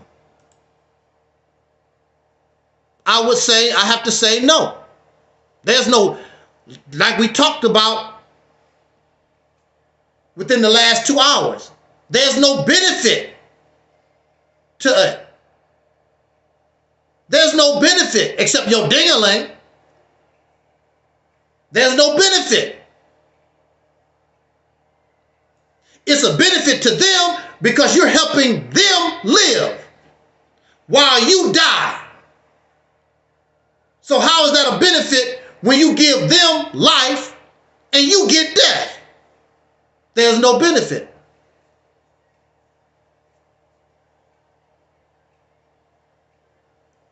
Exactly, but what I'm saying is, how can you blame poor Dr. King? He get blamed for everything. Now, if he was teaching that, that's different. Now, if you can show me where Dr. King was teaching, get you a white woman, and he was teaching, go to a white business, it's better than a black. That's not what Dr. King was teaching.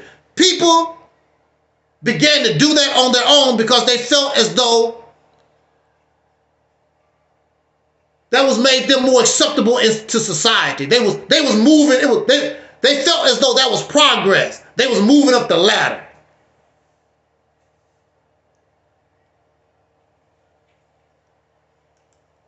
No, he did not. Don't blame that on that man. That's wrong. That's wrong to blame that man for what these people do. It's no different than blaming the Honorable Elijah Muhammad. To my knowledge, the Honorable Elijah Muhammad said nothing to make these people want to kill Malcolm. But they done it anyway.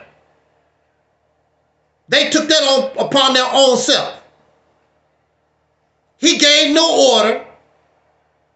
He did not tell nobody to do that to that man. In fact, they say that Elijah Muhammad told them, leave that man alone. They chose to keep messing with him. Dr. King did not say in none of his writings, go get you a white woman. He did not never tell the black man, Dr. King did not never tell the black man, white folks' ice is better than yours. And there's other speeches that Dr. King has made. He talked about standing up being a man. But they never talk about those speeches. Dr. King talked about doing for self. Elijah Muhammad and Nation of Islam wasn't the only one. Dr. King talked about doing for self also. But a lot of these folks, people have a narrative to sell. So they concentrate on what they can get. In order to condemn somebody, when you in court, as a juror, you should want to see the whole picture. So if you have to condemn this man to death, then you feel as though you did the right thing. You want to be able to see the whole picture. And that's justice. It's not just to condemn somebody, but you don't really see the whole picture. You see these bits and pieces that folks want you to see and hear. There's a reason why Dr. King was shot in the neck. If he was all that bad, what these people talking about and what they trying to sell, why would they shoot him in the neck? They shot him in the neck because he was dangerous. That's why. He was a problem.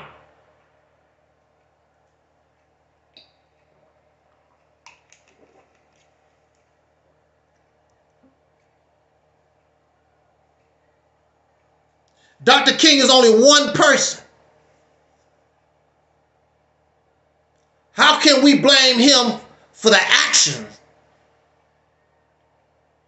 of others that he have no control over? He wasn't no leader like that. And he didn't even talk that way. So how can we blame him for what these folks done? because he didn't teach them that. When you look at the whole picture, you see that the Caucasian people are the ones that sold that narrative, not him. Because it was easier for them to share a lunch counter than help you do for yourself. Because to do that kept you under their thumb, under their control. They sold that narrative. It wasn't him.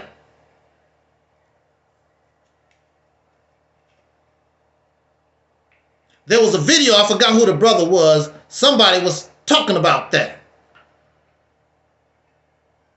Integration is what they sold. They sold that narrative. That wasn't Dr. King's narrative. Dr. King was leave me the hell alone. Treat me like a human being. That was Dr. King's narrative. Their narrative was the integration. Can't we all get along lovey-dovey? That's what they sold. And if you go back and look from the Montgomery boycott all the way to his death, the only thing he talked about was justice, fairness, freedom, justice, and equality. Feeding the hungry. That was his narrative. That's what he was talking about.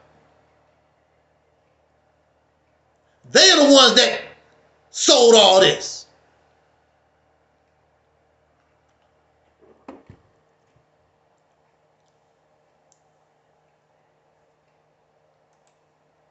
He slept with a white woman while he was married to Coretta Scott King.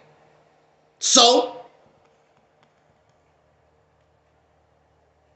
who cares?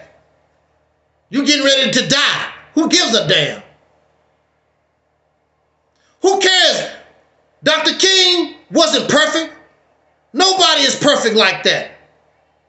Coretta knew about it and she ignored it. So what? Because that is nothing compared to what they was trying to accomplish.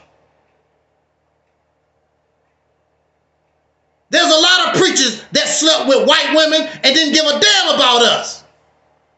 So what? Dr. King drank a little bit. He also smoked. Personally, I don't give a damn. How would you feel running around, walking in the valley of the shadow of death? Who give a damn? I'm getting ready to die. So what? Dr. King wouldn't run around teaching his morality to nobody. He just wanted justice for the people.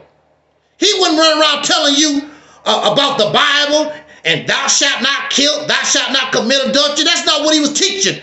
Dr. King was out here, I want justice for the black folks. Fight against poverty. He wasn't teaching no Bible and Jesus and morality. Who gives a damn? A lot of these black folks have slept with white folks in their life. I was on a teleconference with those guys that we used to deal with. They admit they slept with white women. So what? Who cares? Who cares? If you live in America, there's an opportunity, there's a chance. You probably could have done it. Or some other woman, a Chinese or whatever. Who cares? It don't make no difference. Sleeping with a white woman, and some of you get drunk, you're drunk. I mean, who the hell is holy and righteous? Living in America. And if you don't do that, you do something else. You steal, you lie, you cheat. Ain't nobody perfect around here. And probably will never will be. Because we just imperfect folks. And we are emotional folks. That's just how life is. We get angry, we get upset, we get emotional. That's just life. We make good decisions, we make bad decisions. The problem is when we make more bad decisions than we do make good decisions. That's when we start having problems. That's when we start getting in trouble.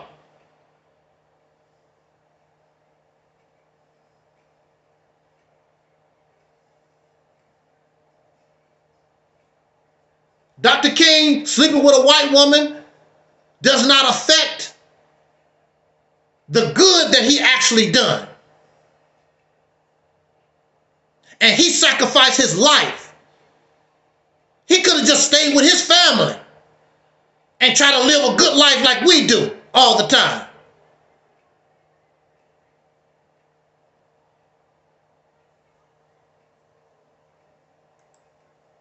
So why are we judging brothers on their choice to be in an interracial relationship?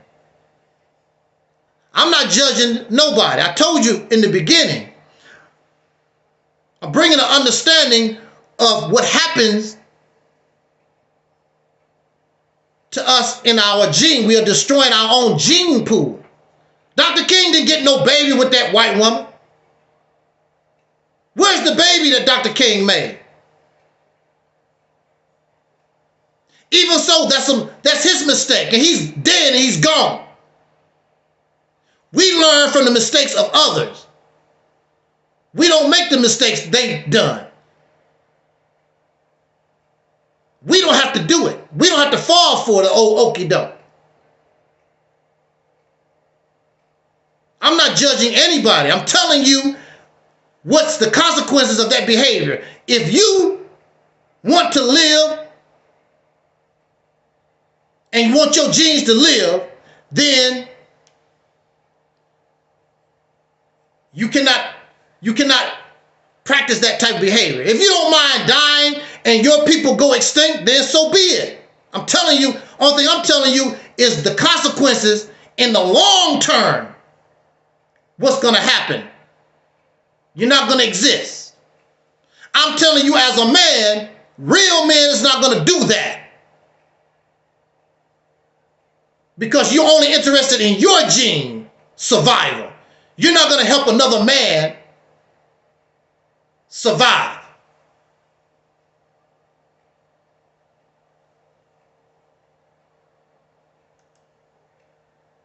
It's a double-edged sword. I get it. I don't know.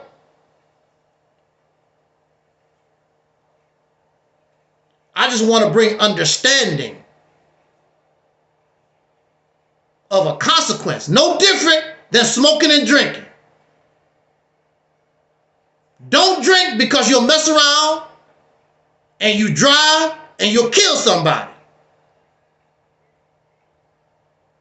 You can do that if you want to. Then you get caught drinking and driving and you wreck and kill 3 or 4 people. That's the consequence. You was willing to gamble and take the risk. You don't want to exist in the future. That's your choice. I'm just telling you the consequence of the actions in the long term. I was locked up with a young lady, and she was drinking. She killed 3 people.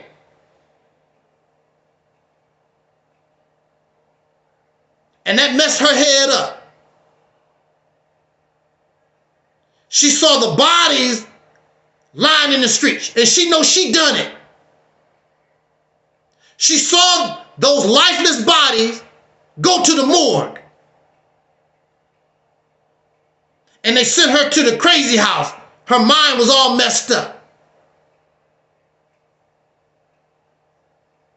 And if you want to go through that, knowing what drinking would do, so be it. See, you're not going to be alive to see yourself go extinct. You're not going to be alive to see the last black person on the planet disappear. So you don't give a damn. You won't be around to see the consequences of your action. Wow, I helped us. We really did go extinct. See, in a car accident, you probably see those dead bodies go to the morgue. Or if you're a drug addict, you know that you stole your mama's money so that you can get a fix. You know you did that. So you'll be able to experience the consequence. But in this situation, see, you won't be around to see the last black American die. As you continue to mix and continue to mix, and you won't exist. Exactly. Exactly. It's not sleeping with the woman, it's the reproduction. That's why the title of this video is Why Interracial Breeding Destroys Black American Men. Sleeping with them, having fun or whatever, that's no big deal. So what? But when you talk about producing babies, you also helping produce another man's baby.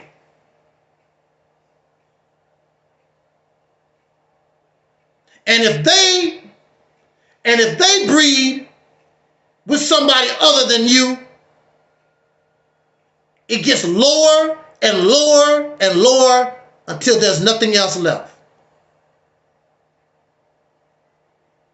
And even if we was messing with African people, it's still the same thing, except really it's better for you because we carry a lot of the same physical features and the same looks or whatever. But even with them, and I'm going to say this before we get out of here. This is what some of us may not know. I was watching this detective story. And it was a woman that she was missing. And they knew she was black. And they did a DNA. And they found out through her DNA she was not a Negro. She was not an African American. They found out that she was born, she came from Africa somewhere. They could tell through the DNA. So that tells us that we're not Africans. They knew, or they could tell through the DNA the difference between a so-called African American and a person from the African continent. So we're different. We're different. They could tell. If we were some kind of African, they could not tell who's an African American or who was born on the continent. Then they actually end up finding who this woman was, and she did. She came from some African country, and they found her relatives or whatever. In fact, she wasn't even in the country that long, a couple of years, a year and a half or something like that. And one of her people murdered her because they was having sex with her. And they were scared she was going to tell the people in the homeland, they would have killed him. That was a pretty good story there. It was a sad ending, but that's what happened in that story.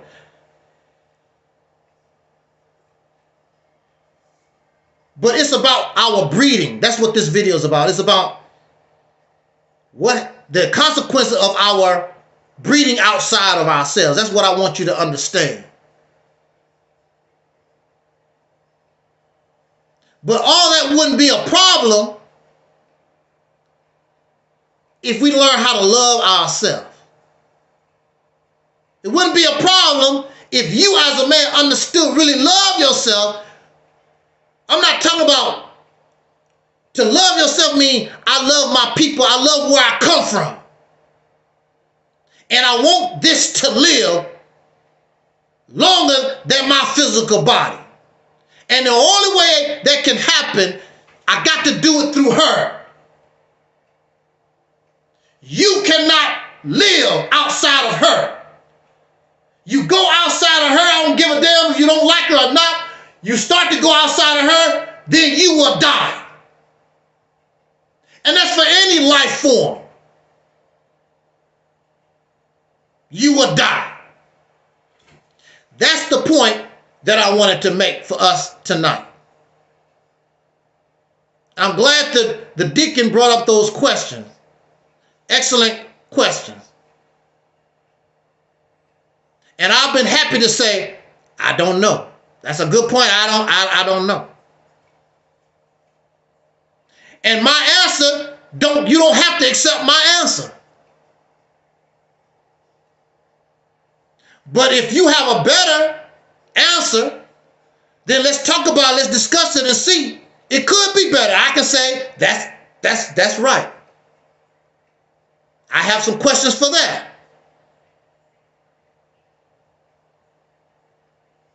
We should ask questions. We should be a thinking people. We should never accept nothing on face value.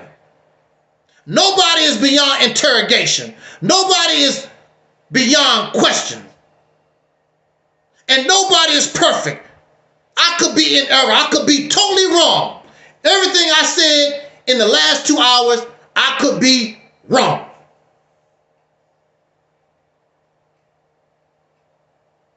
So let's make it right. Let's make it right. Because the more right we are, the stronger we get. I do not get stronger being wrong. I do not get stronger being in error.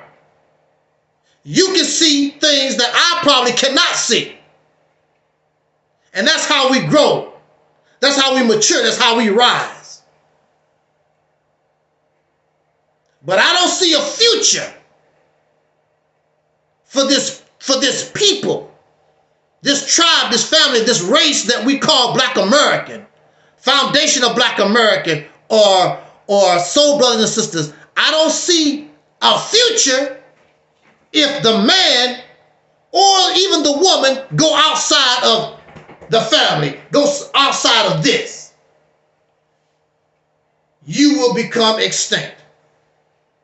And that's guaranteed. That's science. That's nature. That's not my fault. That's how it is. But like I said, because you'll be dead and gone and won't be able to see the end, you ain't tripping off it. Long as I got me some dang-a-lang, long as I got me some poo-tang, you know. Selfish. We only think about ourselves. We don't think about the suffering our ancestors, the blood, sweat, the tears, the horrific treatment that our forefathers went through.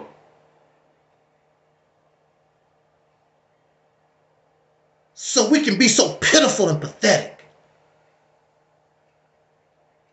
And the only reason they done it, because they didn't have no choice. Slaves, they was caught up in this mess. We don't have to do that. And I'm not talking to you the same way some black conscious person would do it. I'm just trying to bring you understand. I'm not here to judge nobody. I just want you to have an understanding that this is what happens if we do this. No more, no less.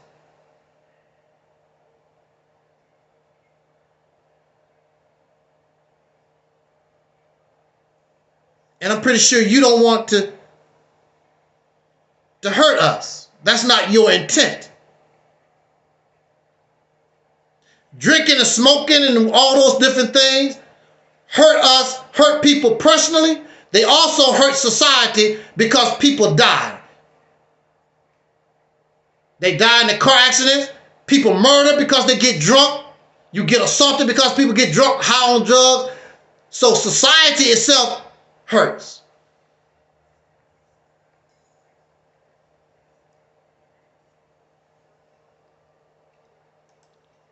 This is why they are not allowing slavery to be taught in school. So that you're not able to feel sorry for yourself. So you're not able to feel for yourself. Oh, that was a long time ago. But these people don't talk that way. The Revolutionary War, the Holocaust, they talk about their hurt and their pain all the time. But when it comes down to you and I talking about our hurt and our pain, oh, that was a long time ago. Because they are the source of that hurt and that pain. Like a man cheat on a woman. And she forgave him, but she talks about, well, you know, Henry, he cheated on me back then. Why you keep bringing that up? I thought you forgave me. Why you keep bringing that up? The perpetrator don't want the victim to keep bringing that up. They want them to just forget it and put it to the side.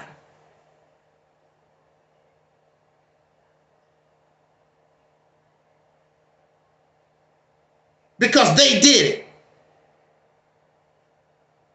Now, if Germany did this to us, or the Palestinians did it to us, they wouldn't care about us talking about it. But they don't want us to talk about it because they done it. And it was legal under the law for over 300 years. And even in our lifetime, they have done dirt to us. In your lifetime. And we always talk about these black folks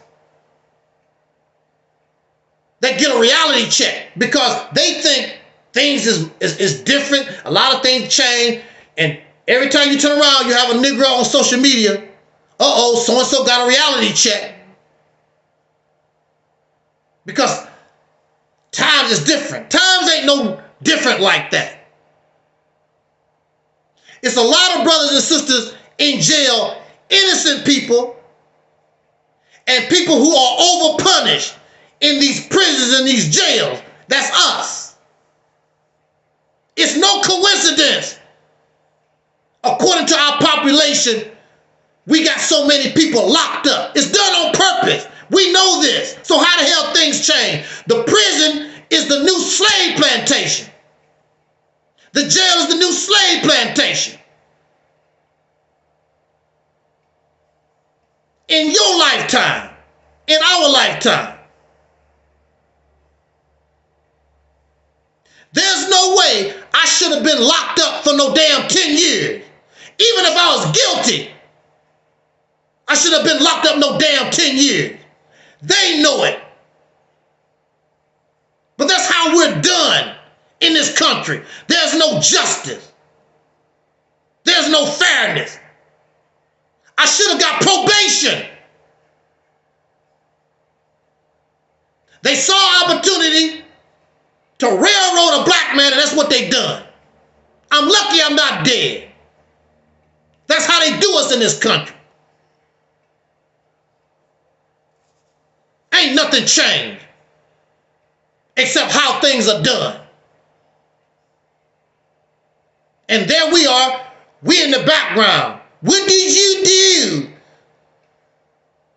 As soon as they charge us, we should automatically assume that that person is innocent. We automatically think the person is guilty.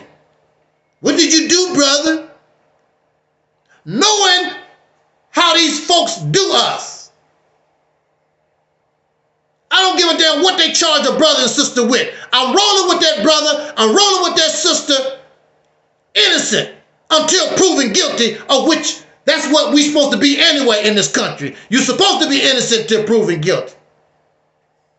What you do, brother, you automatically assume we're guilty.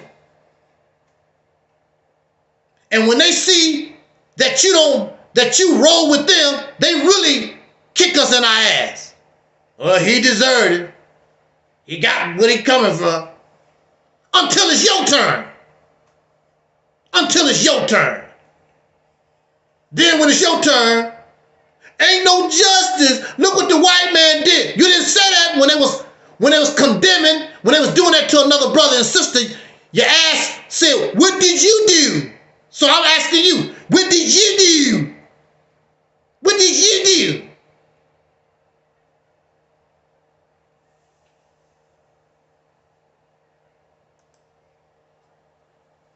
Slave ass country. That's why these black conscious, Pan-African, whatever they want to call themselves, all that blackity bull, Kemetic, whatever, all this Hebrew Israelite religious stuff, it makes me sick to the stomach.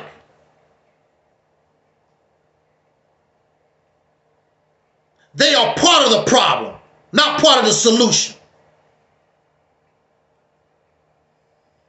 And instead of talking to us, they want to talk at us, and they talk to us like they know it all. I have brought a message to us tonight, and I'm not talking at you, I'm talking with you. I'm trying to get you to understand about a behavior and the consequence of a behavior. I'm not angry at you. I'm not upset with you, with nobody, and I'm not trying to condemn nobody, because I understand. I want you to understand. And you're still my brother, you're still my sister. Whatever your decision is, I just hope that we're on the same side when it comes to freedom, justice, and equality for us. I hope that. That's all I hope. I'm not going to call you no coon. I'm not going to call you no sellout. I'm not going to call you no agent. I'm not all that old foolishness. We all come from different places. We all have different experiences in life. So we can only act upon those experiences. I don't expect you to be like me.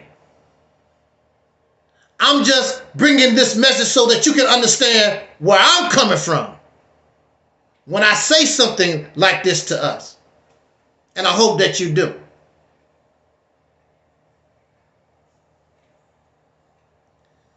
So once again,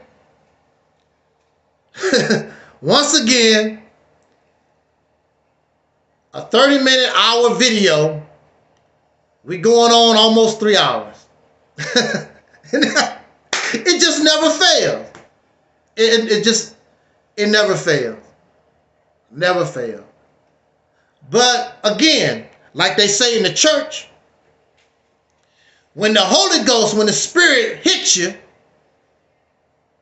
you got to go where that goes. You got to follow that energy, that power.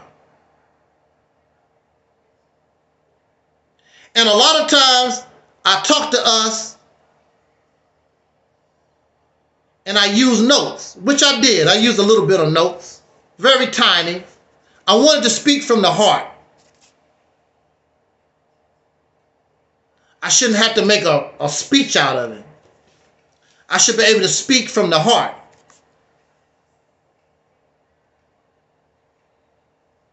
And I want to reach your heart. I wanted to talk to you and give you the respect as the man and the woman that you are, because you're not stupid. These black conscious folks and this blackity black Pan-African, they talk to us like we stupid, like we pure idiots, and you're not. I respect your intelligence. I'm not going to call you deaf, dumb, and blind. Because if you're deaf, dumb, and blind, I'm deaf, dumb, and blind too. What makes me better and different than you are? We all in the same place, went through the same thing. So we're deaf, dumb, and blind, and these people talk about they're not. What are they doing? Since they're not deaf, dumb, and blind, what are they doing different than those who are deaf, dumb, and blind? Not a damn thing. That's really pathetic and pitiful. Because if you're not deaf, dumb, and blind, and you're not doing nothing no better than those who are, you really look pathetic and pitiful by your own standards. So So I'm not going to call you deaf, dumb, and blind. I say that we try to get an understanding together and learn together, because I could be in error. I could be wrong. Show me, teach me so I can be better. But I feel that I'm correct based upon my experience and my years and years of being in this struggle under all these different teachings.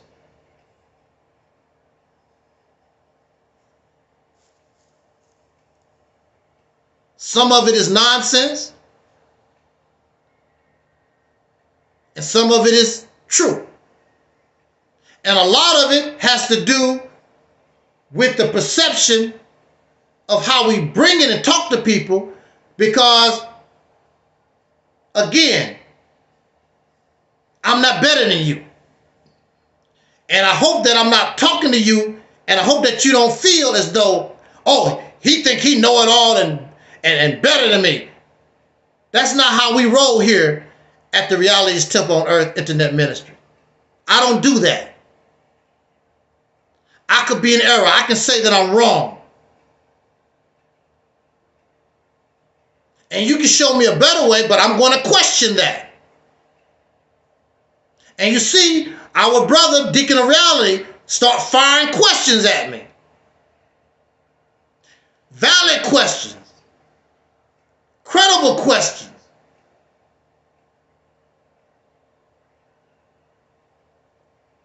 And I can only offer my opinion. Or I can just say, I never thought about it that way. I don't know. I can say, I don't know. You got a good point. You're right. I don't know. But for me, I could be in error. But for me to put all the burden on one man like Dr. King, like, good Lord, he already got enough on his shoulder. And to say that all this is because of Dr. King, I don't think that's fair. I just don't think that's fair. Because he's not in control of all these other minds, and he did not teach those things. So I don't think that's fair. If he actually was teaching that, I could understand, but that's not what he was teaching. That's not how he was rolling. That was the narrative the government took, and the media. That's what they done.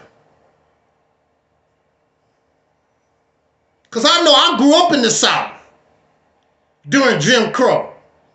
I don't remember no brothers and sisters running around talking about, yeah, I sure be glad to go so I can go to the lunch counter, be with these white folks. Most black people was not interested in going to the lunch counter and eating with white folks. I know none of my people was. They weren't interested in that. They wasn't interested in marrying white folks. I didn't see Caucasian people like that. It was very rare that I saw Caucasian people for years and years and years. I wasn't around Caucasian people like that. So I don't know where all this stuff is coming from and blame Dr. King.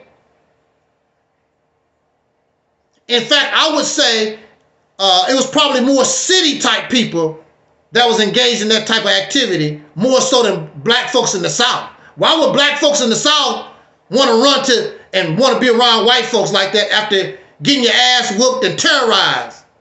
That don't make no sense. That type of behavior was probably from city folks, somebody that probably didn't even live in the South. Because I know my community, our people didn't do that. That wasn't their behavior. We were still doing our own thing, supporting our own little country grocery stores and whatever that was in the community. That was still going on. So I don't know where that was coming from.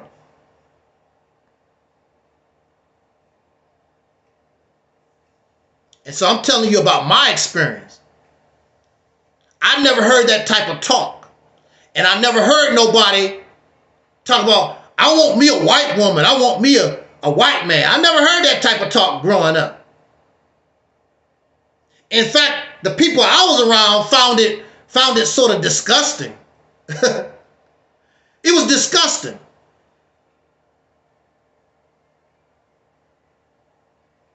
And when I was growing up, the only thing a brother wanted a white woman for was to do the oral sex thing, because they was watching these pornos.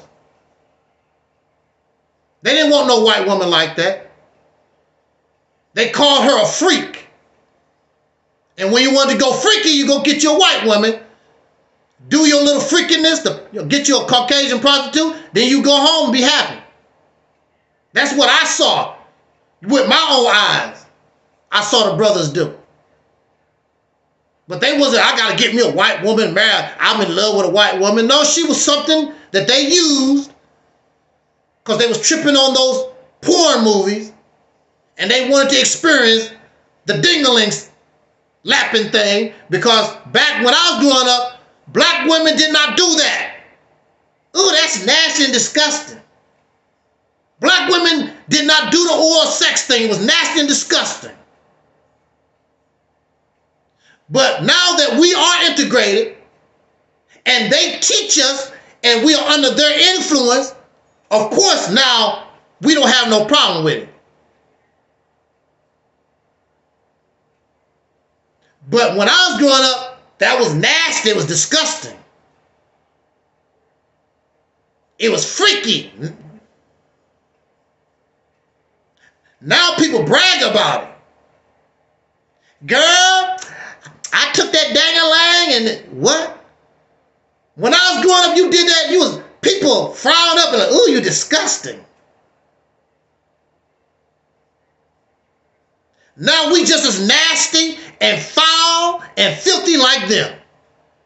And they always was like that, except they try to keep it on the down low. But now it's all out in the open. All the filth they ever done in secret is all out in the open for everybody to see. And they don't care because now they got you doing it. So you can't talk about them because you nasty and filthy too.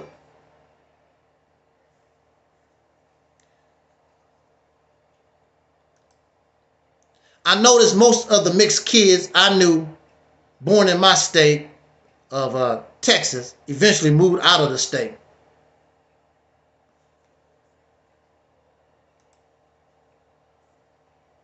I have mixed relatives. It's not their fault. A lot of mixed people are claiming, black American, black, or whatever. And I guess that's good too, to a certain point. But as time goes on, all our skin color would disappear. Our noses, our lips, everything about us will begin to disappear. Our features that make us who we are. We will go extinct as a people. If you want that, then so be it. I'm just telling us the consequences of a certain action. I never did one time tell you, don't fall in love with a white woman, white man. I never did say one time, I never said those things. I'm just telling you the consequences of actions if you love yourself. If you don't love yourself like that, well, that's what you do. But if you love yourself and you respect your ancestors, then you know what you have to do to live. And you do other, you die. It's as simple as that. On that note, we're going to get out of here. We run our mouth enough for today. I mean, we had a classic video play today. I woke up this morning ranting.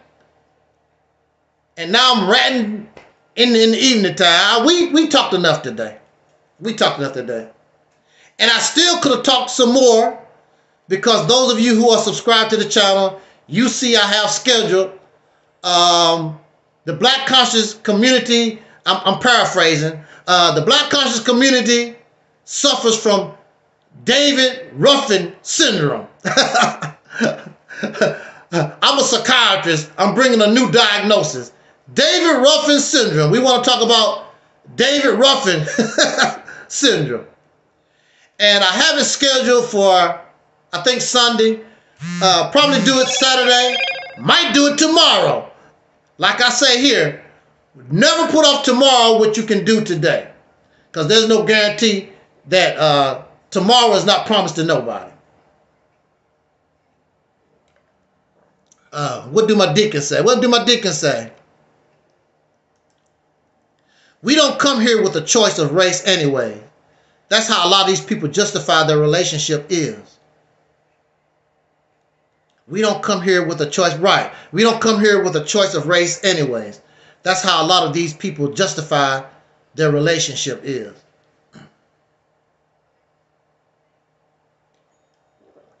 One of these days, all this won't mean too much of nothing. But right now, we have to protect ourselves. Right now, unfortunately, we are born in this situation. But one of these days, people won't trip off of it no more. Because everybody will be able to respect each other, and we have grown outside of this race garbage and sexism and classism. Hopefully we can grow out of it. But until then, we should protect ourselves if we want to survive, to see that day. If we want to survive as a people, who we are, and bring this history that we should be proud of with us, because we should be proud of.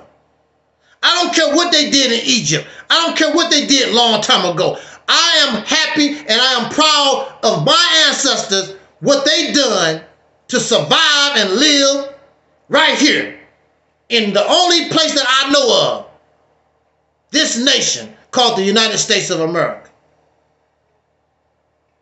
I don't need to talk about ancient Egypt and what somebody else from foreigners, I don't know nothing about what they done. I don't care nothing about that. They're not greater than mine, because mine is alive. All that other stuff y'all talking about is dead. So they can't be that great, they're dead. If they was alive, they would not claim you. They wouldn't claim you, because you're not them. Deacon said, give me the black woman weaving on. Who cares about some damn weave? Nobody tripping off no damn weave. That ain't nothing but adornments, like earrings and fingernail polish. That ain't nothing but funky adornment. Who's tripping off of that? You got to be a pitiful man to be tripping off of that. Who cares? You don't have to sleep with her. Who cares?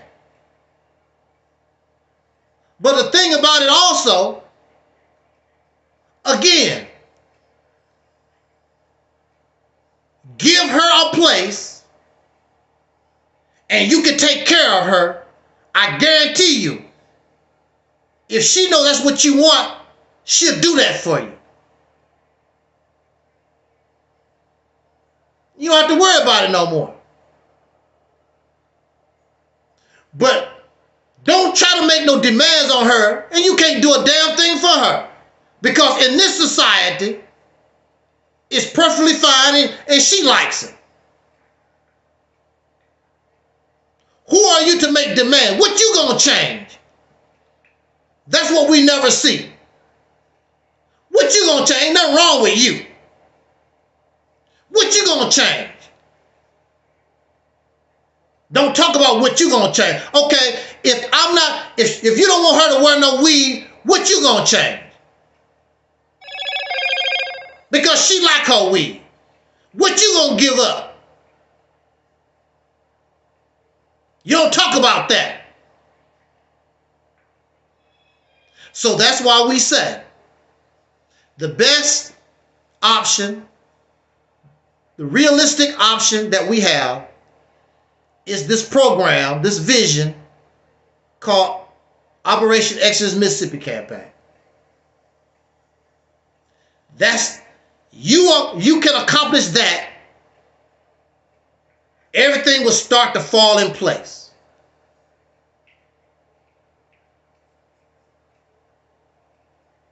I guarantee it. How can you guarantee something? What you got now? Like Donald Trump said, what you got to lose? What you got to lose? You don't have nothing to lose. Either you gonna win big or you gonna lose big. One or the other. We already losing big every damn day. So you can only win big. There's only one option that you got. And you got it. You are intelligent. You have the talent. You have the money. You have the education. You have the time. Everything is right for you to do what you need to do. But if you miss this time, it's probably over.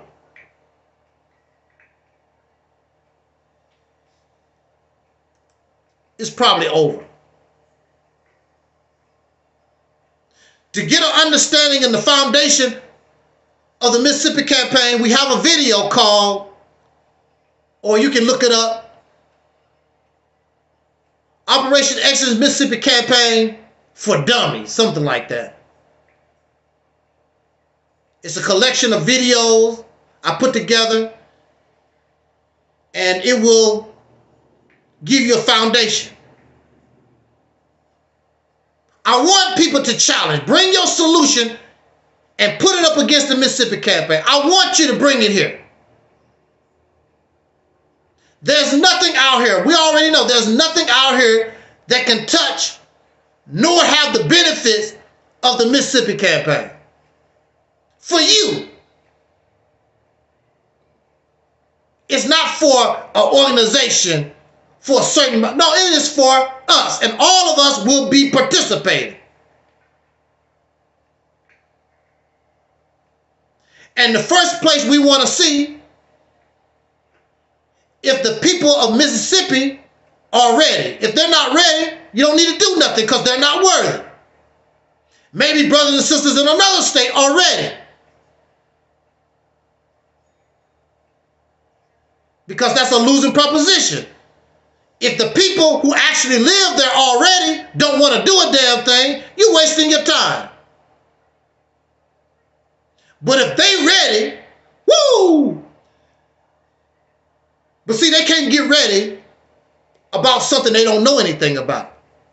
So once they know, and it looks like they're ready, woo! It's on and popping. And our people across the nation will support the effort because they will see you put in the work and they will see you producing. They like, damn, Mississippi got it going on, y'all. Let's do it.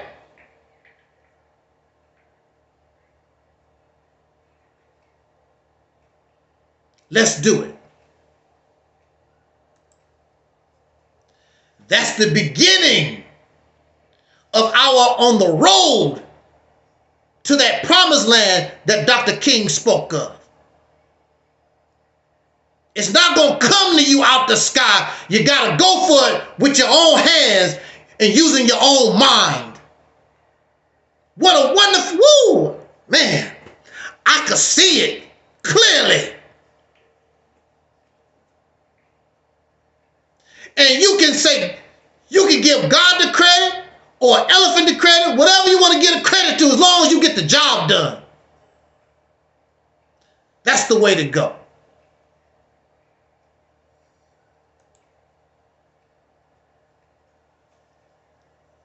So on that note, let's get out of here. We've talked enough for today. And subscribe, like, share. Please share. If you want to create another YouTube channel and you want to copy these videos, do it. We should make more channels and copy these videos. And believe me, we'll start getting more and more views. People be like, where are these channels coming from?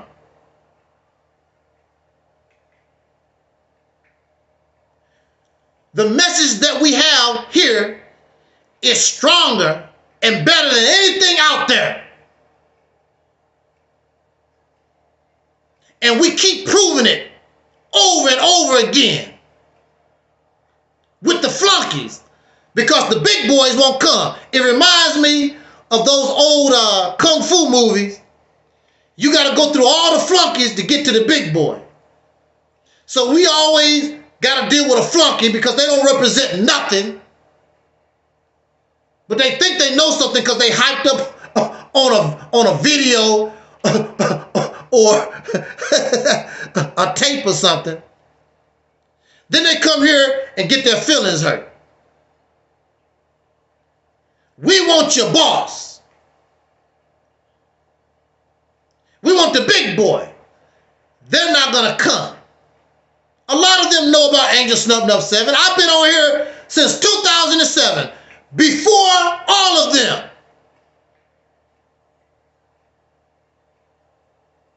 How many of them was here before 2007? I've been here since 2007.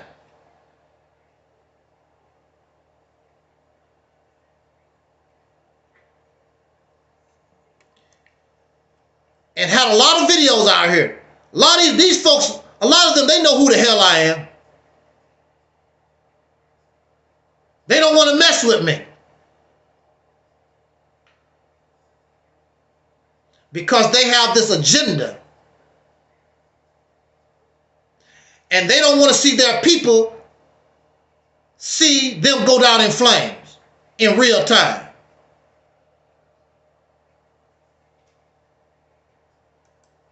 So you know when you're lost and you know when you win. And when you lose, you can talk about how you won all you want to. Folks know when we win and when we lose. I've had people come here, I beat him in a debate. You ain't beat nothing. You know you lost. You don't have nothing coming. I'm not going to let your little tiddlywink fictional fairy tale confused garbage fly. You ain't win nothing. You can think all you want to. And other people can tell you, you showed out debated him, whatever. You know you lost. I know you lost. You know you lost. If I thought that you won, I would tell you. I would tell you. Hey, that brother came here and I didn't have nothing. I mean, he made good points. He won that debate. I would tell you. I don't have no problem with it. But you didn't. I want your boss. Boss ain't never gonna show up. But one of these days,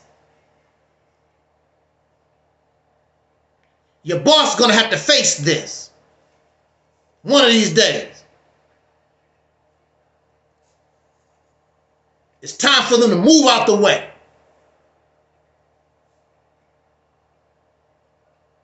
Time for all these losers to get the hell out the way so that y'all can win.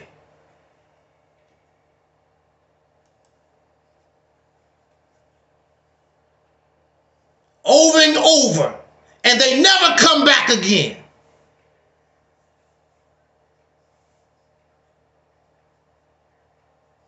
I even invite the suckers that was here before. Bring your ass back. Brother told me, I'll meet you on another channel. What the hell are you scared of? What do you mean, meet you on another channel? What the hell are you scared of? Ain't nobody gonna bite you. Ain't nobody gonna do you wrong.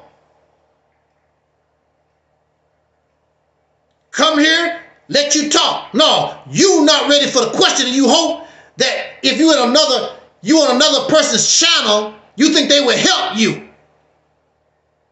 You think the audience will help you, cheer for you, whatever. I don't give a damn how much they cheer, how much they help. Not going to help you none.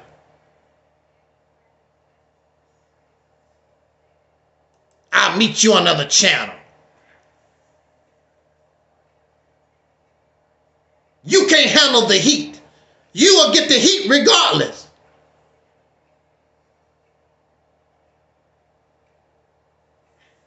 Pitiful. Your stuff is out of date. It don't stand. It's archaic. You don't want to accept that. This is 2024, not 1934. There's similarity, but it's still different. Trying to follow dead folks. So you're trying to follow dead folks. Your wisdom stop where theirs stop. You can't continue.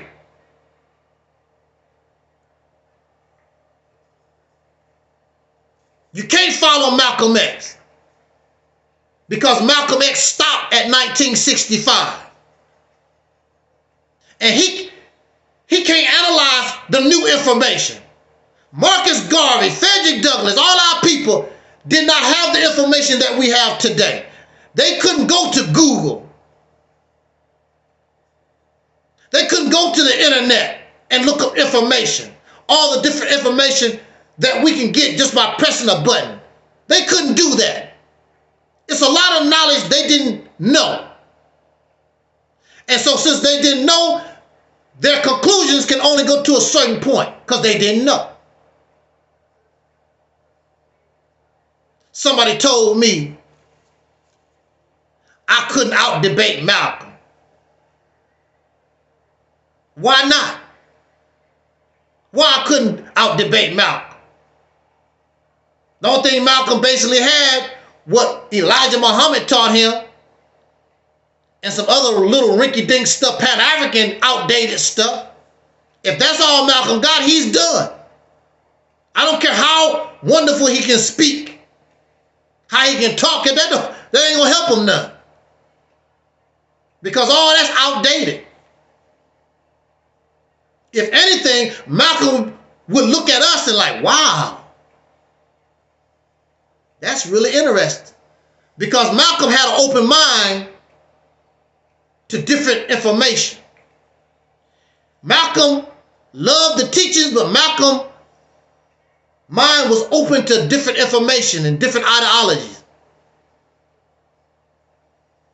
So Malcolm would listen to us. Brother, I don't want to debate you. I'm listening. That's how I feel Malcolm would do.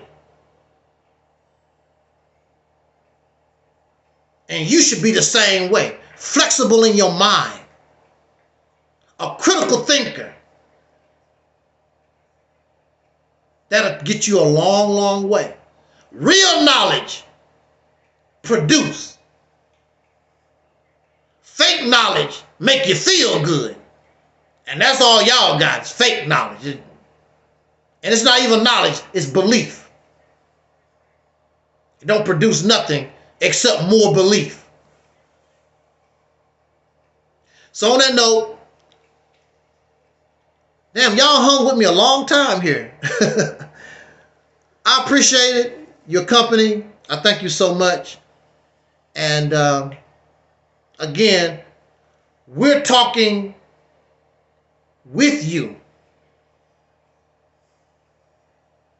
We're not talking at you. And I want to learn with you because I don't know it all.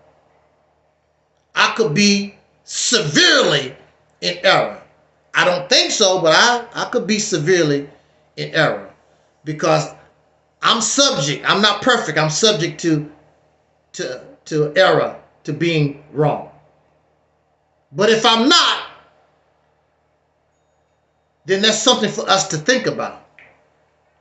You don't have to change nothing overnight. You don't have to change it all. But just think about these things. We should not be advocating our own self-destruction. we should want to live. Because we survived all this time. Why you want to go out like a chump? Because you can't control your ding-a-ling and you're lonely. What kind of pathetic man have we turned into?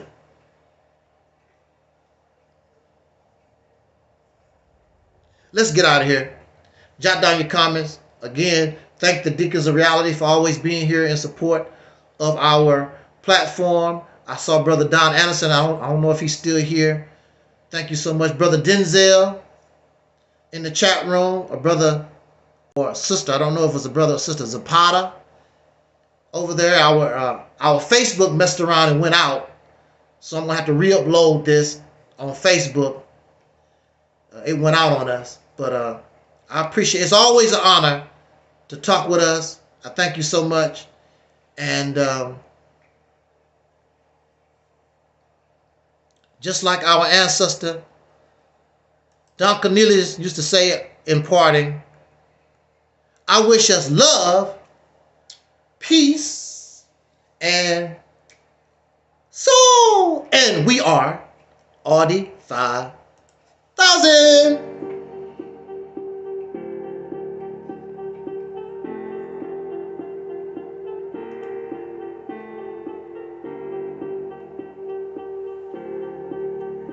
Peace.